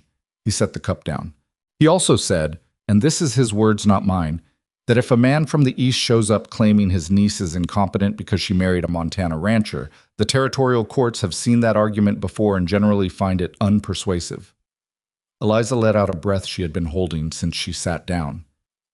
"He's still going to come," she said. "Victor, he's going to come to the ranch." "He's already asked where it is," Mackie said, "which tells me he intends to." "Let him come," Colter said. It was the first thing he had said since they sat down. His voice was flat and even. Mackie looked at him, then at Eliza. "Mrs. Hayes," he said, "I want to ask you something directly." "Yes," she said. "Is there anything about your state of mind, your capacity to make decisions, or the circumstances of your marriage that a territorial judge would find concerning if it was brought before him?" She held his gaze. "No," she said. "You entered this marriage voluntarily." "Voluntarily and deliberately," she said, "with full understanding of what I was doing and why. And your relationship with the agency, the initial arrangement, was made on your behalf by a third party without your prior knowledge, but you made your own choice to follow through with it." "Yes." He nodded, made a note. "Then here's what I can do," he said. "I can make clear to Victor Whitmore that he has no standing to remove you from this county, that any attempt to physically compel you to leave would be a criminal act in my jurisdiction, and that if he wants to pursue a competency claim, he is welcome to file it in territorial court and wait 6 weeks for the circuit judge." He paused. "What I can't do is stop him from coming to your property. He hasn't committed a crime here yet." "He committed plenty in Boston," she said. "I know," Mackie said, "and your documentation is good. This," he tapped the 3 pages, "is solid. If he ever comes before a territorial court, I'd want you to have a lawyer, but this is a good foundation." He looked at her. "You wrote this last night?" "From memory," she said. He looked at her for a moment with something that was not quite admiration. Mackie was not a man who displayed admiration openly, but was in that territory. "All right," he said. "I'll pay a visit to Mr. Whitmore this morning and make the county's position clear." They stood to leave. Mackie stood too, which she noticed. He didn't have to. It was a choice. "Mrs. Hayes," he said again as they reached the door. She turned. "You said you kept all of this," he gestured at the 3 pages, "in your head for 5 years. "Yes," she said. "That's not what a woman of unsound mind does," he said. "It landed cleanly and without fanfare." "No," she said. "It's not." They left the office and stepped into a street that was now waking up around them. Pete Granger opening his store, Francis Daltrey sweeping the boardwalk in front of the milliners, Tom Purcell leading a horse up from the livery. And then Eliza saw him. He was standing in front of the boarding house across the street, and she recognized him from 30 feet the way you recognize someone whose presence you have read through walls and floorboards for 7 years. Victor Whitmore was 61 years old and looked 50. A compact, well-made man with silver at the temples and a coat that had cost more than most Red Hollow residents made in a month. He was standing with 2 men she didn't know, talking in the low voice he used when he was directing things.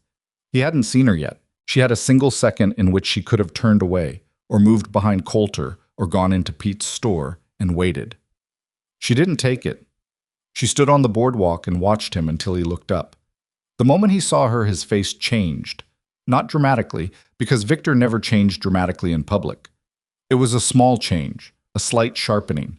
The way a man looks when he finds the thing he has been looking for and begins immediately calculating the next move. He said something to the men with him. One of them, the lawyer, Price, presumably, looked across at her with a professionally neutral expression. The other one, the investigator, simply looked. Victor crossed the street. She stood still. Colter was at her left shoulder. Not in front, not stepping out, present, the way he had said he would be. Victor came up the step onto the boardwalk and stopped in front of her, and he was... God, he looked just the same. That was the thing she hadn't prepared for, the mundane shock of it. She had built him large in her mind over months of distance, and here he was, the same height he'd always been, the same polished manner, the same eyes that were almost warm until you looked at them directly. "Eliza," he said, in a voice that was gentle in the public way. "Victor," she said. A pause. His eyes moved briefly to Colter and then back to her, assessing, filing, moving on. "I've been worried about you," he said. The words were so familiar, the precise phrase he had used every time she had done something he needed to reframe as evidence of her fragility, that she felt the pull of them. Not belief. Just the old reflex, the muscle memory of years of being managed by that voice. I'm sure you have, she said. You left without a word. Without... He stopped, glanced at Colter again. Could we speak privately? No, she said. A brief thing crossed his face. Not anger. Not yet. The smooth recalibration. Eliza, I understand you've been through something disorienting, he said, pitching his voice lower, intimate. The voice he used when he wanted her to feel that he was the only one who truly saw her. You lost your parents. You were under enormous pressure, and I'm afraid I handled the situation. I could have been more sensitive, I know that now, but coming out here... He looked around at the street, at the buildings, a look that was quick and comprehensive and dismissive. This isn't what you need. What I need, she said, is not your determination to make. His jaw tightened. Fractional. You're my ward, he said. I'm 26 years old, she said. The trust expired over a year ago, regardless of the dates on the documents you changed, and we both know it. His eyes went still. It was the first time she had said it directly to his face. In all the years, all the negotiations and management and careful wordings, she had never said directly, I know what you did, because she hadn't had the ground to stand on when she said it. She had the ground now. The dates on those documents are correct, he said, and his voice had dropped the gentle quality. Just slightly. They're not, she said. And I have 7 years of records to support that, Victor. Dates, amounts, specific conversations, the names of the lawyers you used and when. I have it in writing, and I gave it to the county sheriff this morning. The investigator across the street was watching. Price the lawyer was watching. Francis Daltrey had stopped sweeping. Pete Granger was in his doorway. Victor looked at Eliza with an expression she had never seen on his face before in 7 years. The expression of a man recalculating from a position he hadn't expected to be in. You've been coached, he said. By him. The look at Colter was brief and cold. I've been given time to think clearly, she said. That's different from being coached. You would know the difference if you had ever given me either one. A beat of silence. He looked at Colter then, fully, the appraising look of a man who has come to negotiate and is deciding which angle to use. Mr. Hayes, he said. His voice had shifted again. Man to man now, the Eliza voice set aside. I don't know what she's told you, but this young woman has a history of episodes that... I've read her account, Colter said. All of it. Then you understand there are two sides. I understand that you changed the dates on legal documents to extend control over property that wasn't yours, Colter said. His voice was level and not loud. And I understand that she has the documentation to prove it, and so does Mackey, and so does the Territorial Marshal's office, which Mackey contacted last night. He met Victor's eyes without apparent difficulty. I think you may have misread what kind of situation you walked into. Victor looked at Colter for a long moment. Eliza watched him go through it, the calculation of what was recoverable here and what was not, the assessment of costs and available moves. The marriage isn't legal, he said. She was under guardianship. The guardianship wasn't legal, Eliza said. You just said it was. He turned back to her. A territorial court is welcome to review it, she said. All of it. Every document, including the ones you changed. She kept her voice even. She had practiced this. Not the words, but the pitch of it. Not cold, not shaking, simply clear. Go ahead and file, Victor. I want you to file. Because when you file, everything I documented goes in front of a judge. And you've been much more careful to cover yourself than to cover what you actually did. He stared at her. And she saw it. The thing she had waited years to see without knowing she was waiting for it. The thing behind the pleasant expression, behind the gentleman's coat and the calculated voice. Not rage. Just calculation arriving at a conclusion it didn't like. She had him. Not legally, not yet. Not until a judge saw the documents and ruled. But in this moment, on this street, in front of these people, she had him in the way that mattered right now. He knew it, and she knew he knew it. This isn't over, he said. No, she agreed. Probably not. But it's different than it was, and it's going to stay different. He looked at her one more time, the long look of a man storing something for later. And then he turned and went back across the street to his men, and the three of them stood together in a low conference she could not hear. Eliza stood on the boardwalk, and her hands were shaking. She hadn't noticed it until he walked away. Her hands were shaking inside the pockets of his mother's coat, and she pressed them flat against her thighs and breathed. Colter didn't say anything. He stood there. After a moment, she said quietly, "Okay." "Okay," he said. They walked down to Pete Granger's store because they had come for supplies, and they were going to get the supplies. Pete didn't say anything either, which was what she needed. He just moved her around the counter and pulled what they'd asked for and added up the figures. Ruth Purcell came in while they were there and looked at Eliza and said simply, "I heard." "I figured," Eliza said. "Good," Ruth said, and there was something fierce and satisfied in the single word that Eliza would think about for a long time after. They loaded the wagon and Mackie came across to them before they pulled out, hands in his pockets. "I saw that," he said. "He's not done," Colter said. "No," Mackie agreed. "Price came to see me this morning before you arrived. He knows the competency petition won't fly in territorial court. He tried anyway, but he knows. What Whitmore may try next is a property challenge, arguing the marriage was performed under duress or misrepresentation." Eliza looked at him. "Under duress," she said. "His argument would be that you were in a vulnerable state, that Hayes took advantage." "I know what the argument would be," she said. "It's the same one he's been using for 7 years." "I know," Mackie said. "I want you to know it's coming so you're not surprised." "Thank you," she said. "I've asked Price for a copy of whatever he intends to file," Mackie said. Price was not enthused about that, which usually means I'm going to get something interesting. He looked between them. "You should go home. Let me handle the next few days in town. I'll send word if anything changes." They drove home. The mountains were very clear in the afternoon light, the kind of clear that comes in fall when the air loses its summer haze and every ridge stands out sharp as cut paper. She sat beside Colter on the wagon and thought about Victor's face in the moment she said, "I know what you did," the stillness of it, the calculation arriving somewhere it didn't want to go. "You were right," Colter said, without looking at her. "About what?" "About being the one to speak." She looked at the road. "I've been practicing that conversation for about 6 years," she said. "In my head, I mean. Different versions of it. What I'd say if I ever had the chance." "How close was it to what you practiced?" She almost smiled. "Not very. It never is." She looked at her hands. "But the important parts were there." "They were," he said. The wagon moved through the afternoon and she felt the shaking in her hands stop, gradually, the way adrenaline leaves a body. Not all at once, but incrementally, like a tide going out.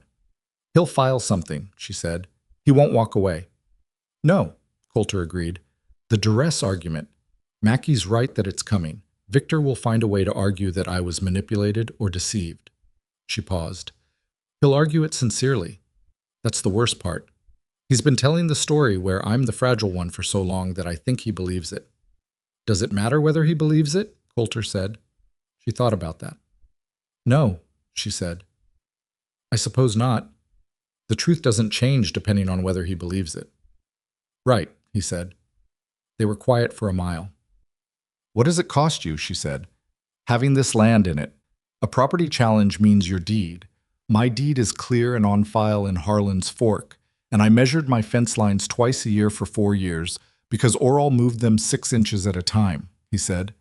"I'm not easy to take things from." She looked at him. "No," she said. "You're not." He glanced at her. The look was brief and not decorated, just steady. The ranch came into view as the sun began to drop. She saw the shape of it against the mountain, the cabin and the barn and the fence lines and the root cellar and the chicken enclosure in its state of permanent organizational chaos, and all of it belonging to them both now, legally and actually, her name on the deed beside his in the county record. Victor Whitmore could argue whatever he intended to argue. He could hire Price and the investigator and write to his Boston lawyers and construct whatever document architecture he thought would work. He was good at architecture. She had watched him build things for years, but she had built something too. She had built it in the space of 6 weeks from nothing, from a note in a stranger's hand and a bruised face under a veil. And what she had built was small and imperfect and sometimes cold in the mornings, and had a horse that had tried to bite her, and shelving that needed regular attention, and 2 chairs that didn't match. It was also entirely hers, entirely theirs, in a way that Victor's architecture, for all its Boston court seals and careful lawyers, was never going to be able to fully reach. Colter pulled the wagon up and set the brake, and she climbed down before he came around, and he didn't comment on that, and they unloaded the supplies in the last of the afternoon light, the kind of familiar routine they had built without meaning to, both of them knowing where things went and who took which box and how to move around each other in the small space. Inside, she built the fire while he put up the horse, small pieces first, then larger, let it breathe. By the time he came in, the fire was up and the cabin was warm and she had started supper, and they moved through the evening the way they had learned to move through evenings. Not without difficulty, not without the occasional wrong word or the silence that came from thinking about something. Neither of them was ready to say yet, but together and honestly and toward each other rather than away. After supper, she said, "If the territorial court does take it up, the duress argument, what would they need?" "Testimony," he said, "from both of us, and character witnesses." "Ruth Purcell," she said. "Yes. Pete, Mackey, Dade." He paused. "Francis Daltrey would probably show up without being asked."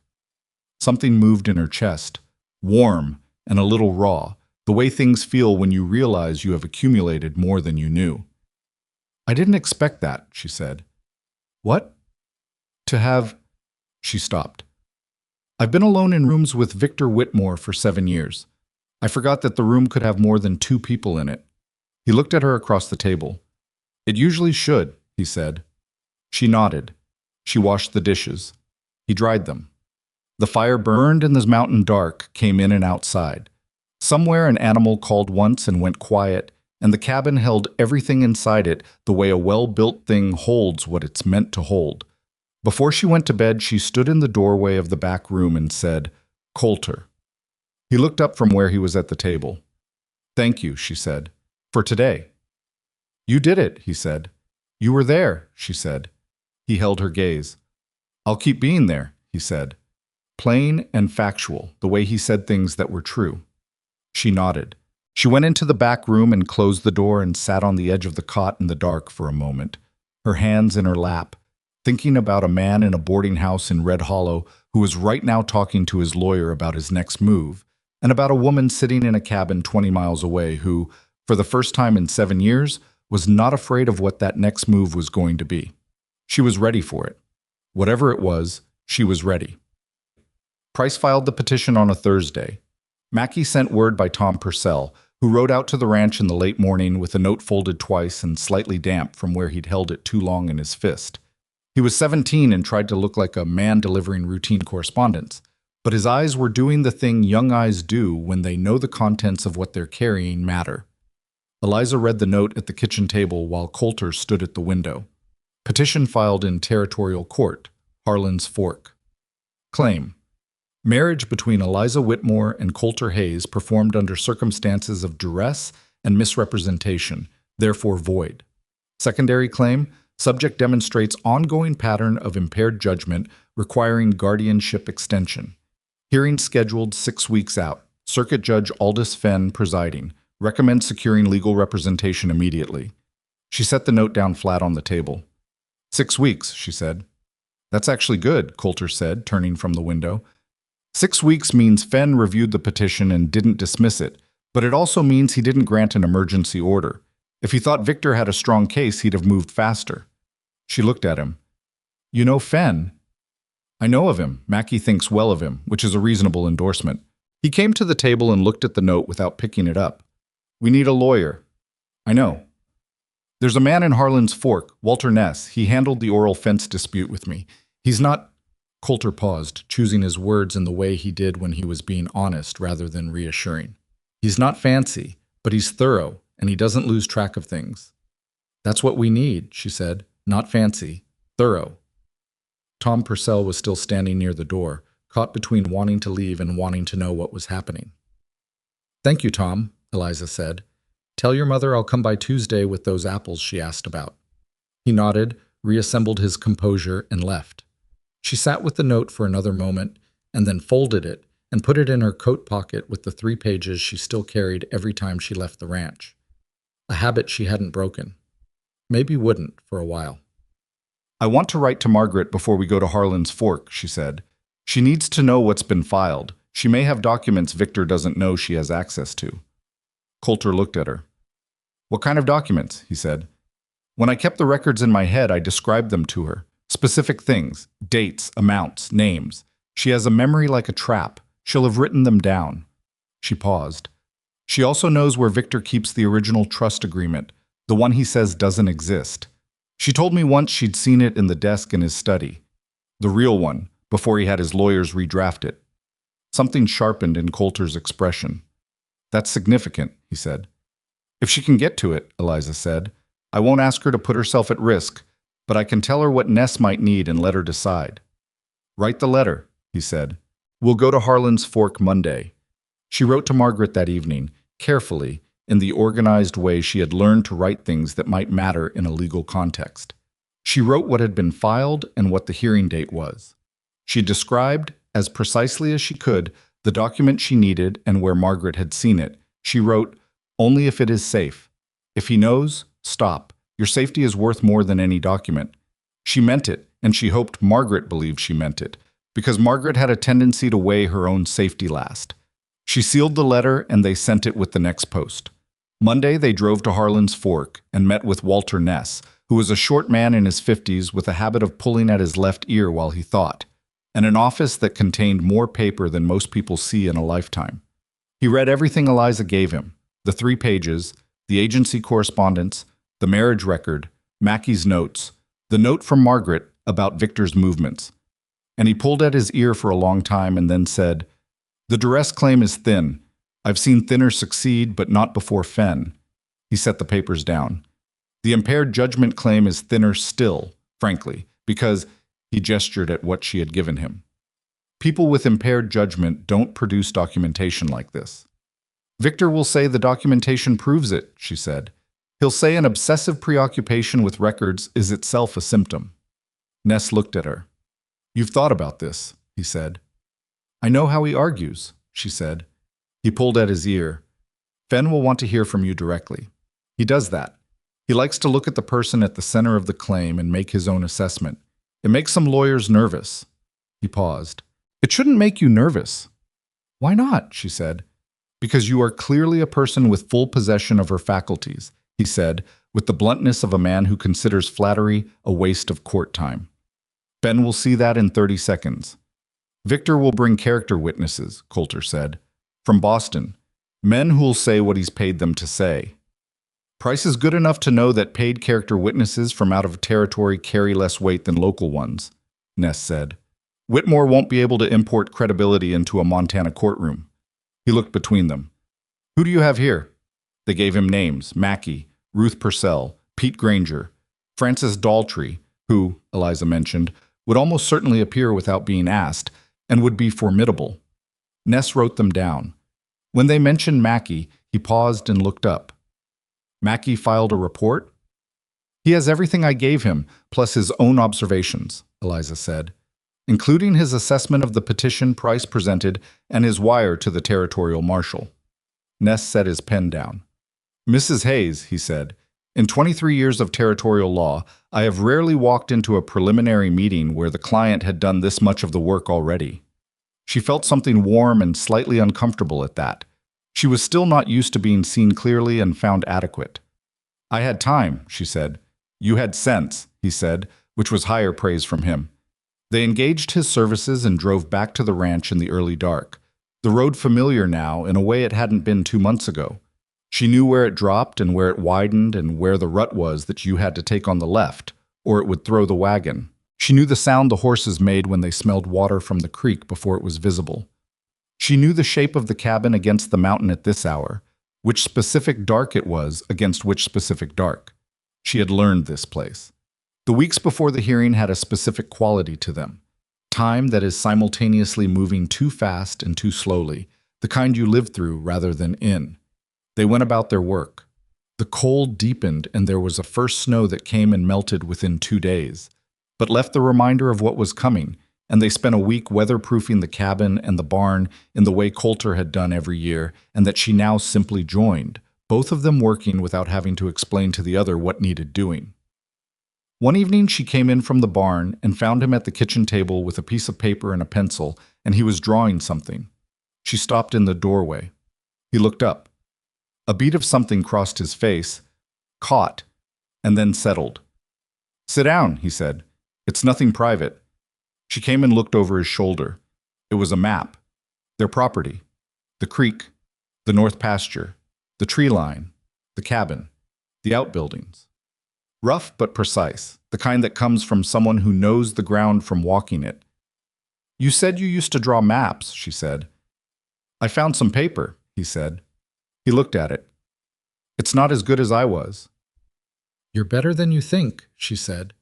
He looked up at her. She was close, looking at the map over his shoulder, and for a moment neither of them moved. "I thought about something," he said, his voice quieter. "What?"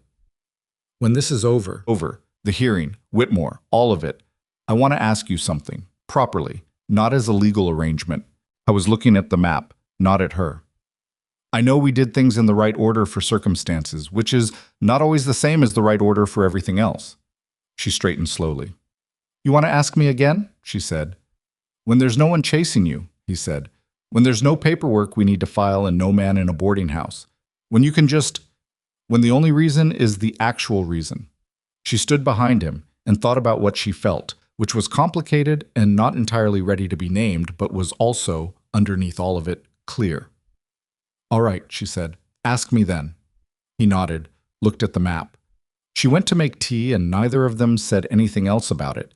But something had been put down on the table between them as real as the map, and both of them knew it was there. The letter from Margaret arrived 9 days before the hearing. Eliza was alone when it came. Colter was at the fence. She stood on the porch and opened it and then read it again. Margaret had found the document. She had not taken it. She was too careful for that, understood too well that a missing document would alert Victor that something had moved against him. Instead, she had copied it, precisely, in her careful handwriting that Eliza had taught her, line by line, the full text of the original trust agreement with the original dates intact. Dates that proved Eliza had turned 14 months before Victor's altered documents claimed. Attached was a separate page, Margaret's own statement, signed, describing what she had witnessed in the household over 7 years, specific, dated. The kind of document that a woman who had spent years watching and waiting and memorizing had been building toward without knowing that was what she was doing. At the bottom, Margaret had written, "I have kept a copy here and given another to a solicitor in the city who does not know Victor. Be well. Be free. That is all I ever wanted for you." Eliza sat down on the porch step. The cold air came off the mountain and she sat in it and pressed the letter against her chest and thought about Margaret in that house.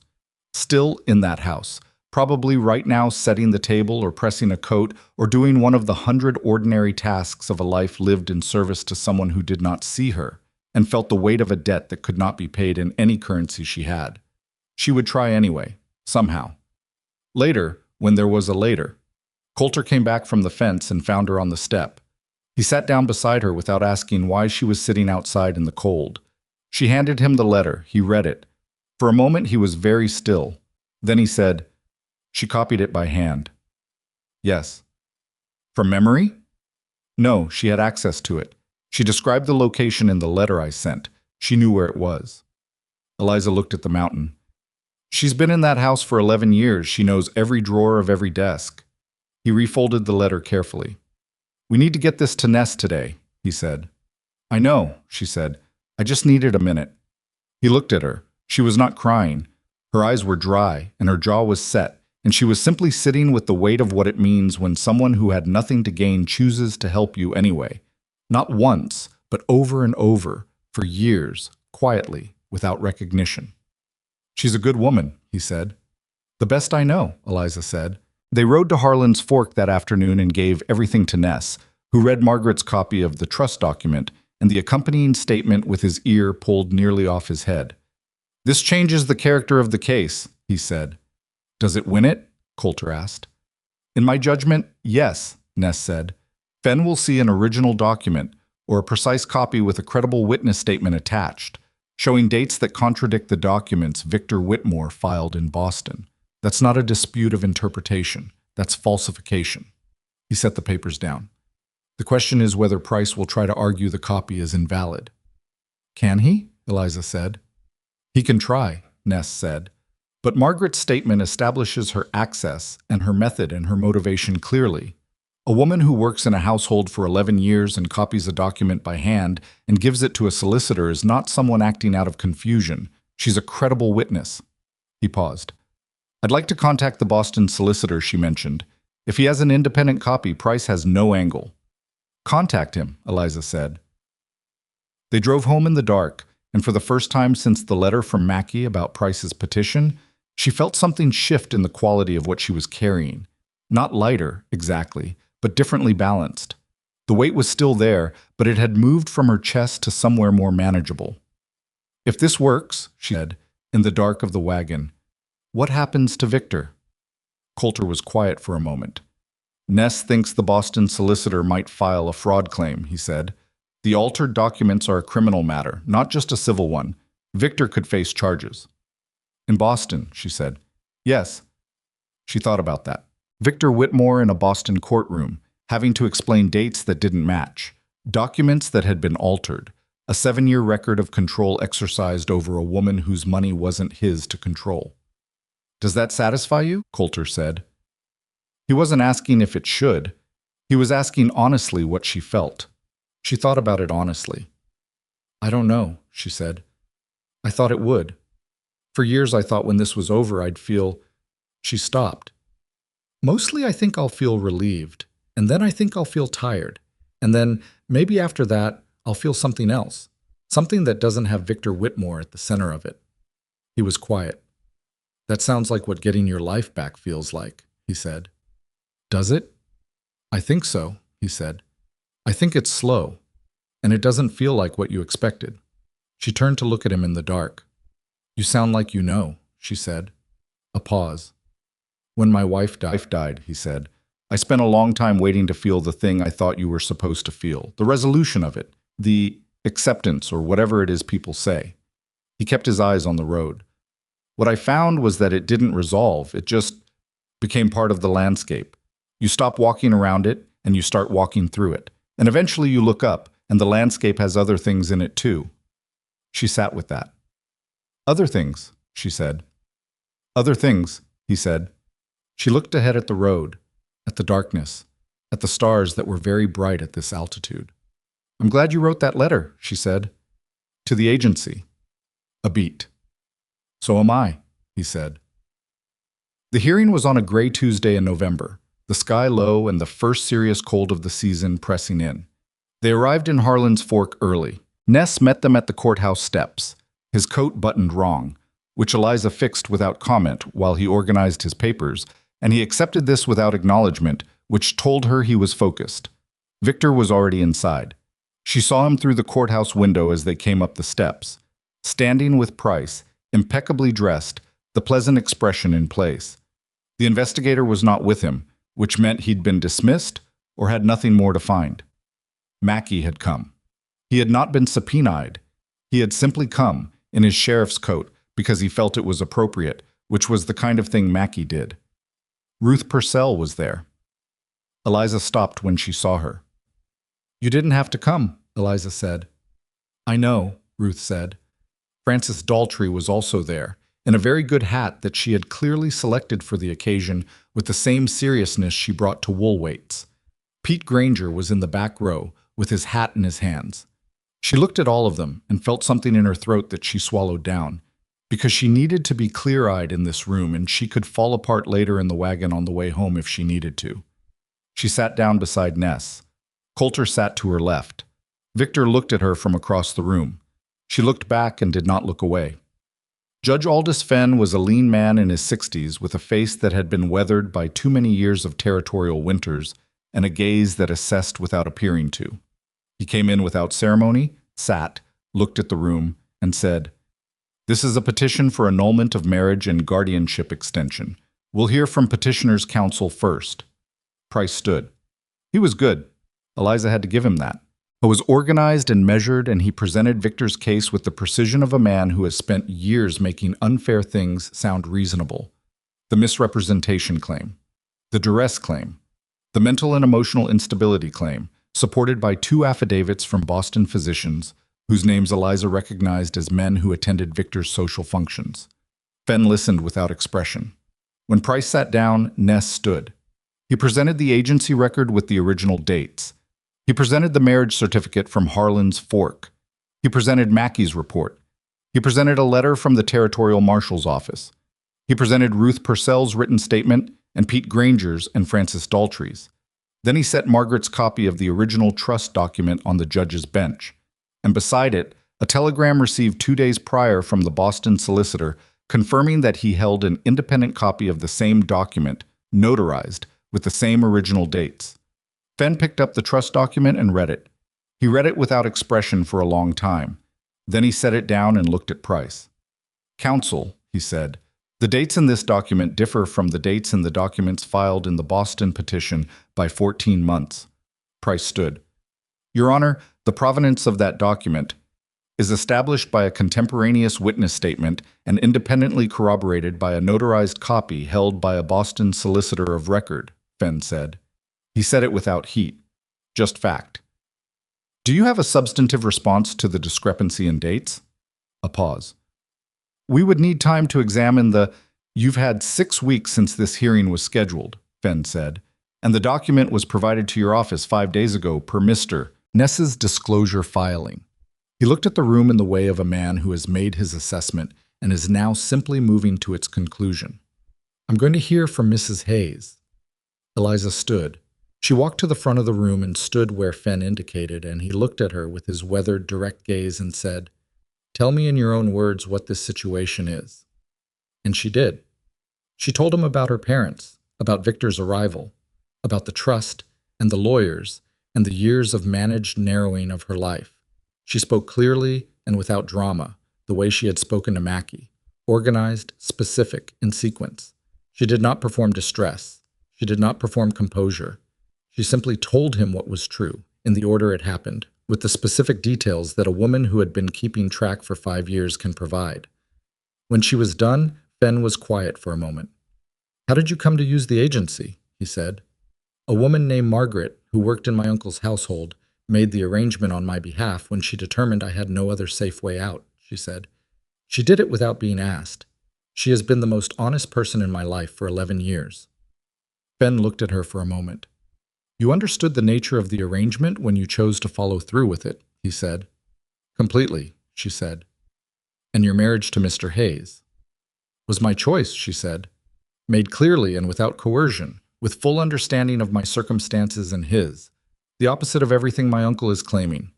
Fenn looked at the room, at Victor, briefly, back at Eliza. "Thank you," he said. "You can sit down." She walked back to her seat and sat beside Colter, and he did not say anything, but under the table his hand found hers and held it briefly. Not dramatically, not in a way that was visible to the room, just briefly, and then released, which was exactly the right amount. Fenn took 20 minutes to review his notes and the documents. The room was quiet in the specific way of a room where people are waiting for something that matters. Then he came back and said, "The petition for annulment is denied. The marriage between Eliza Hayes and Colter Hayes is valid under territorial law and was entered into freely by both parties. The petition for guardianship extension is denied. The documents presented by petitioner's counsel contain date discrepancies that this court is referring to the territorial prosecutor for review." He looked at Victor Whitmore. "Mr. Whitmore, I would strongly recommend consulting with your Boston counsel about your exposure on the matter of those documents before taking any further legal action in this territory."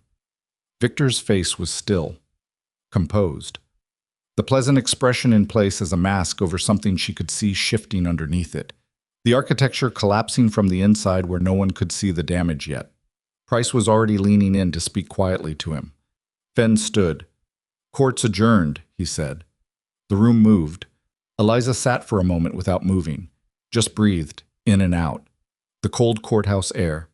Colter sat beside her. "It's done," he said. "Yes," she said. Ruth Purcell touched her shoulder briefly as she passed. Pete Granger said, "Good," in the tone of a man who means it, and has nothing else to add. Francis Daltrey looked at Victor Whitmore with an expression that would have alarmed him if he had noticed it. Victor crossed the room. She saw him coming and stood. Colter stood beside her. Victor stopped in front of her. He looked older than he had on the boardwalk in Red Hollow.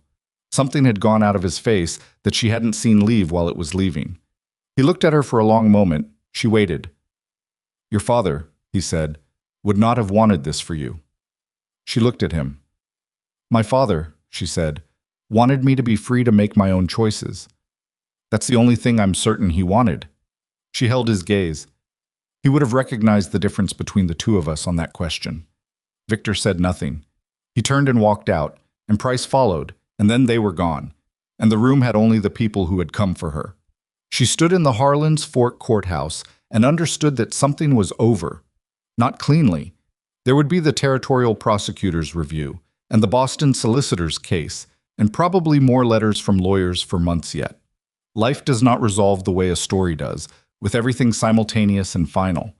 Things end in pieces, not all at once. But this was over. This specific thing. The room he had organized in advance. She had walked into it and rearranged it, and he had walked out, and she was still standing. Outside the courthouse, Mackie shook Colter's hand and then turned to Eliza and shook hers, which she noticed he hadn't done the first time they met. "You did good work," he said. "Margaret did good work," she said. "I just showed up." "Showing up is most of it," Mackie said. They drove home. The road was the same road it had always been. The rut on the left, the place where the creek sound came before the water, the shape of the mountain ahead. But she sat differently on the seat, easier in the spine. The 3 pages still in her coat pocket, but feeling lighter than they had, like something that no longer needed to be carried ready. After a while, she said, "I want to write to Margaret today." "Yes," he said. "I want to tell her. I want to find a way to tell her what this means. Knowing she had the document, knowing she held it all this time." "Tell her the truth," he said. "She'll hear it." She thought about that. "There's another thing," she said. He glanced at her. "She should come here," Eliza said. "If she wants to. If she'd leave. There's no reason for her to stay in that house. Victor is going to have enough trouble now that he won't be anyone's good employer, and she has no one in Boston who matters to her." She paused. She taught herself to read so she'd have something of her own. She's been teaching herself to cook properly for 11 years in someone else's kitchen. She deserves something of her own. Colter was quiet for a moment. "The back room's small," he said. "We could extend it," she said, "before the deep cold." Another moment. "All right," he said. "Ask her." She wrote to Margaret that evening, the longest letter she had written in years, possibly the most honest. She told her what had happened in the courthouse. She told her what Fenn had said, and what Victor had looked like, and what she had said to him at the end. She told her that Ness was good and thorough, and that his ear had probably grown half an inch from being pulled. She told her about Colter, in ways she hadn't written before. Not the facts of him, but the actual quality of him, which she was still learning the full dimensions of, and suspected she would be learning for a long time. She wrote, "He asked me something last week. He said he wants to ask it again when there's no emergency attached. I don't know exactly what I'll say, but I know what direction I'm leaning, and that's more than I've known about anything for a long time." At the end she wrote, "Come here. I mean it. The room is small, but we'll fix that. You spent 11 years watching someone else's life. It's time to have your own." She sealed it and set it on the table. The weeks after the hearing had a different texture than the weeks before it. Not easier, exactly. Colter had been right that the resolution came in pieces. There were letters from Ness about the prosecutor's review, a terse communication from Victor's Boston lawyers that Ness handled and that she did not need to respond to. A period of waiting that was different from the waiting before the hearing because it carried no threat, just the ordinary uncertain delay of legal processes grinding forward. In the meantime, winter came properly. The first real snow came in December and stayed. The mountains went white and then whiter, and the creek slowed, and the work of the ranch shifted to the particular demands of keeping things alive in serious cold. Water that needed to be broken in the horse trough every morning, extra feed for the cattle. The chickens managed in their eternal organizational chaos, now compacted by the need to keep them inside the coop at night. She learned things she hadn't known how to do before. Colter taught her without making it instruction. He simply did things, and she watched and then did them alongside him, and he corrected without commentary when she did something wrong and went on, which was the most efficient way to teach anyone anything. She learned how to read the sky for weather changes. Not perfectly. She missed signs he caught, but she got better. She learned how to check the cattle for signs of illness before they showed it plainly, which was the difference between an easy problem and a hard one. She started a journal. She did not make an event of it. She found a blank notebook in the bottom of her suitcase. She had bought it in Billings without knowing why, some impulse she hadn't examined. And she started writing in it one evening when Colter was in the barn and the cabin was quiet. Not organizing facts for legal purposes, just what had happened that day, what she was thinking, what she noticed about the way the light came through the front window in the afternoon, and how it hit the braided rug. She wrote about her parents. She wrote about Margaret. She wrote carefully about what it felt like to be afraid for 7 years, and then to stop, and how stopping was not the relief she had expected, but something more complicated. The way a muscle that has been clenched for a very long time hurts when it finally lets go. She wrote about Colter in the way that you write about someone when you are still figuring out what they mean to you, and the writing is how you figure it out. Margaret's reply came in January. She would come in the spring when the roads were passable. She wrote, "I have given my notice. His face when I said so was the most satisfying thing I have seen in 11 years, which is not a charitable thing to say but is the truth, and I promised you I would always tell you the truth." Eliza read that sentence 3 times and laughed in the kitchen alone, a real laugh, the unguarded kind. Colter came in from outside and found her at the table with the letter, still smiling. "Margaret's coming," she said. Something warm moved across his face. "Good," he said. "I'll order lumber this week." She looked at him. "You were already going to order it." "I was already going to order it," he agreed. One evening in late January, a cold, clear night with the stars very bright and the fire doing good work in the hearth, he came in from the barn and sat across from her at the table, and there was something in his posture that she recognized. "You said to ask you when there was no emergency," he said. She set down the journal. "Yes," she said. He looked at her directly, the way he always did, not performing the look, just giving it. "I'm not good at speeches," he said. "You know that." "I know. What I know is this. I know I look for you when I come in from outside. I know the house sounds different when you're in it than when you're not. I know you have opinions about everything from fence posts to the correct way to weight wool, and that your opinions are almost always right, which is," he paused, "occasionally annoying." She almost laughed. "I know that you kept yourself intact through 7 years of someone trying to diminish you," he said, "and that what's left is more than most people start with." He looked at his hands on the table. "I want to keep building something here, with you. Not because we filed papers, and not because there was a man in a boarding house chasing you, because you're who you are, and I'd like to know the rest of it." She looked at him for a long moment. "You already asked me once," she said. "I asked you for legal purposes," he said. "This is different." "Yes," she said, "it is." She leaned forward slightly, both hands on the table. "Yes," she said. He looked at her. Yes, Colter." That was the answer. Something moved across his face that she had not seen there before. Not the steadiness, not the careful calibration. Something younger and less managed. Relief, maybe. Or the specific happiness of a person who had stopped expecting something good and received it anyway. "All right," he said. "All right," she agreed. The fire burned and the Montana winter pressed at the walls and held at them, the way it always did. And the house held everything back the way a well-built thing does.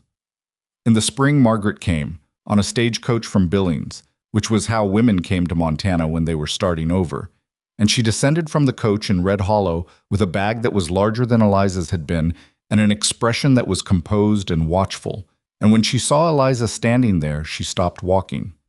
Eliza walked toward her. They stood on the main street of Red Hollow and held each other, and neither of them said anything for a moment, because there wasn't anything that the hug didn't already say better. Margaret pulled back and looked at her face. "You look different," she said.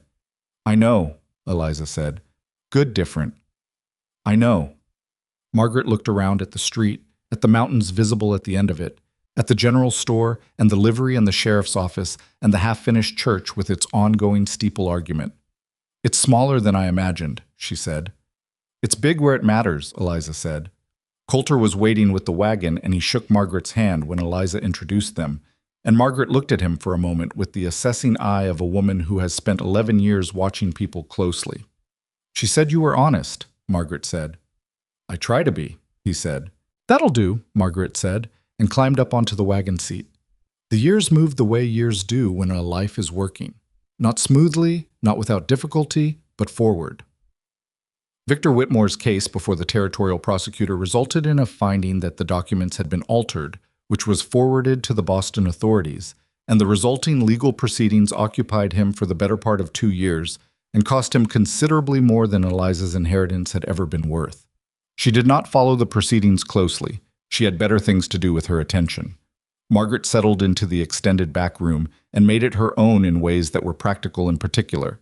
A specific arrangement of her few things, a small herb garden in a pot on the window ledge, a series of improvements to the kitchen organization that were so obviously correct that no one could argue with them. She learned the chickens by name, which Eliza had not managed, and the chickens responded to this in the way of creatures who have always wanted to be taken seriously as individuals. She started teaching herself to read more widely. Colter had books, more than you would expect from a man living alone in a Montana cabin, and she worked through them with the focused application of someone who has decided there is no good reason not to know things. One evening, Eliza sat on the porch in the late summer dark, the mountains going blue in the dusk, the sound of the creek, and the sound of the cattle, and the sound of someone, Colter, in the barn, doing something that involved intermittent hammering. Margaret was inside. The chickens had gone to roost. She sat with the journal open on her knee, but wasn't writing, just sitting. She thought about who she had been on the stagecoach platform in Red Hollow. The veil, the note, the one small suitcase, the face that she had been trying to hide and couldn't entirely. She thought about what it had felt like to step down from that coach into a place she didn't know, to hand a stranger a note and wait to see what he did with it. She thought about what that woman had needed, which was very simple, really, and very large, to be believed. To have someone look at the note and look at her and make a choice that was not about what he stood to gain from it. And she thought about what had grown from that. Not magically. Nothing had been magic about it. There had been hard, cold mornings and difficult conversations and a hearing in a courthouse and months of legal process and a horse that tried to bite her and a root cellar that needed constant attention and 2 chairs that still didn't match. There had been fear and uncertainty in the slow, imperfect work of learning to trust someone and let them learn to trust you. But it had grown. From that one note, that one choice, made in a dusty street by a man who had no particular reason to make it other than that he could see what was in front of him and decided to respond to it honestly. That was the thing she kept coming back to. Not the grand gesture. There had been no grand gesture. Just a man who looked at a note and a face and said, "You're safe now," and meant it. And then spent the following months demonstrating that he'd meant it, day by day, in small, consistent acts that added up to something large. She had spent 7 years being managed by someone who controlled through what he withheld. She had found freedom with someone who gave without keeping account. The difference was not complicated. It was the simplest thing in the world. It was just also the rarest. Colter came out of the barn and saw her on the porch and came to sit beside her in the other chair. He had a small cut on his palm from whatever the hammering had been about, which he had wrapped with a strip of cloth in his functional but careless way, and she reached over and retied it properly without being asked, and he let her. They sat in the summer dark. "What are you thinking?" he said. "About the stagecoach," she said. "The day I arrived." He was quiet. "What about it?" he said. "I was thinking about what you must have seen," she said. "When I stepped down, a woman with a veil and a bruised face and a stranger's note and 1 bag. I saw someone who needed somewhere solid to stand," he said. "And that was enough for you?" He thought about it. "I thought about it," he said. "I won't say I didn't think about it. I stood there and held that note and thought about everything it meant to take you home." He paused. "But I kept coming back to the same thing." "What?" she said. "That someone ought to," he said. "And I was there." She looked at the mountains. That was the whole of it, really. That someone ought to, and he was there. No more complicated and no less than that. The hammering had been a new shelf for Margaret's room, which she had apparently requested. Eliza found this out later and laughed, and Colter said Margaret had very specific ideas about shelf height, and Eliza said yes, she did. That was true. She was like that, and said it with so much warmth that it didn't need any other comment. The woman who had arrived broken had not become perfect. She still woke some nights from old habits of fear and had to remind herself where she was. She still had moments of anger she hadn't finished processing and probably wouldn't finish for years yet. She had opinions that were occasionally wrong and admitted it unevenly. She was still learning the ranch, still making mistakes with the cattle, still slightly losing the ongoing argument with the chickens despite Margaret's advantage. But she was free. Not the freedom of having no obligations, she had plenty of those. Not the freedom of having no difficulty. There was plenty of that too. The freedom of being exactly where she had chosen to be, having chosen it with full knowledge and no coercion, in a life that was entirely, in the most fundamental sense, her own. That is not a small thing. Most people who have it don't know how to see it. Most people who have lost it can think of nothing else. Eliza Hayes, who had once been Eliza Whitmore, standing in a Boston house with a bag by the door and a man's hand still stinging on her cheek, making the choice that would become the hinge point of everything, knew exactly what it was worth. She knew it every morning when she built the fire the way her mother had taught her. She knew it every time the bay gelding looked at her with his large brown eyes and decided not to bite. She knew it in the weight of the journal on her knee and the scratch of the pen and the fact that what she wrote in it was hers alone and no one else's. She knew it sitting beside a man on a porch in the mountain dark, not saying anything, not needing to, just present in the most ordinary and irreplaceable way. The life that follows survival is not dramatic. It doesn't announce itself. It's just Tuesday, and then Wednesday, and then a whole year of ordinary days stacked one on another. And somewhere in the middle of that stack, you look up and realize you have built something that no one can take from you, not because it's protected by documents and county records, though it is, but because it lives inside you now, in the way you move through a room and make decisions and choose who to trust and what to say and when to say it. That's the part no one can touch. That's what she came to Montana for. That's what she found.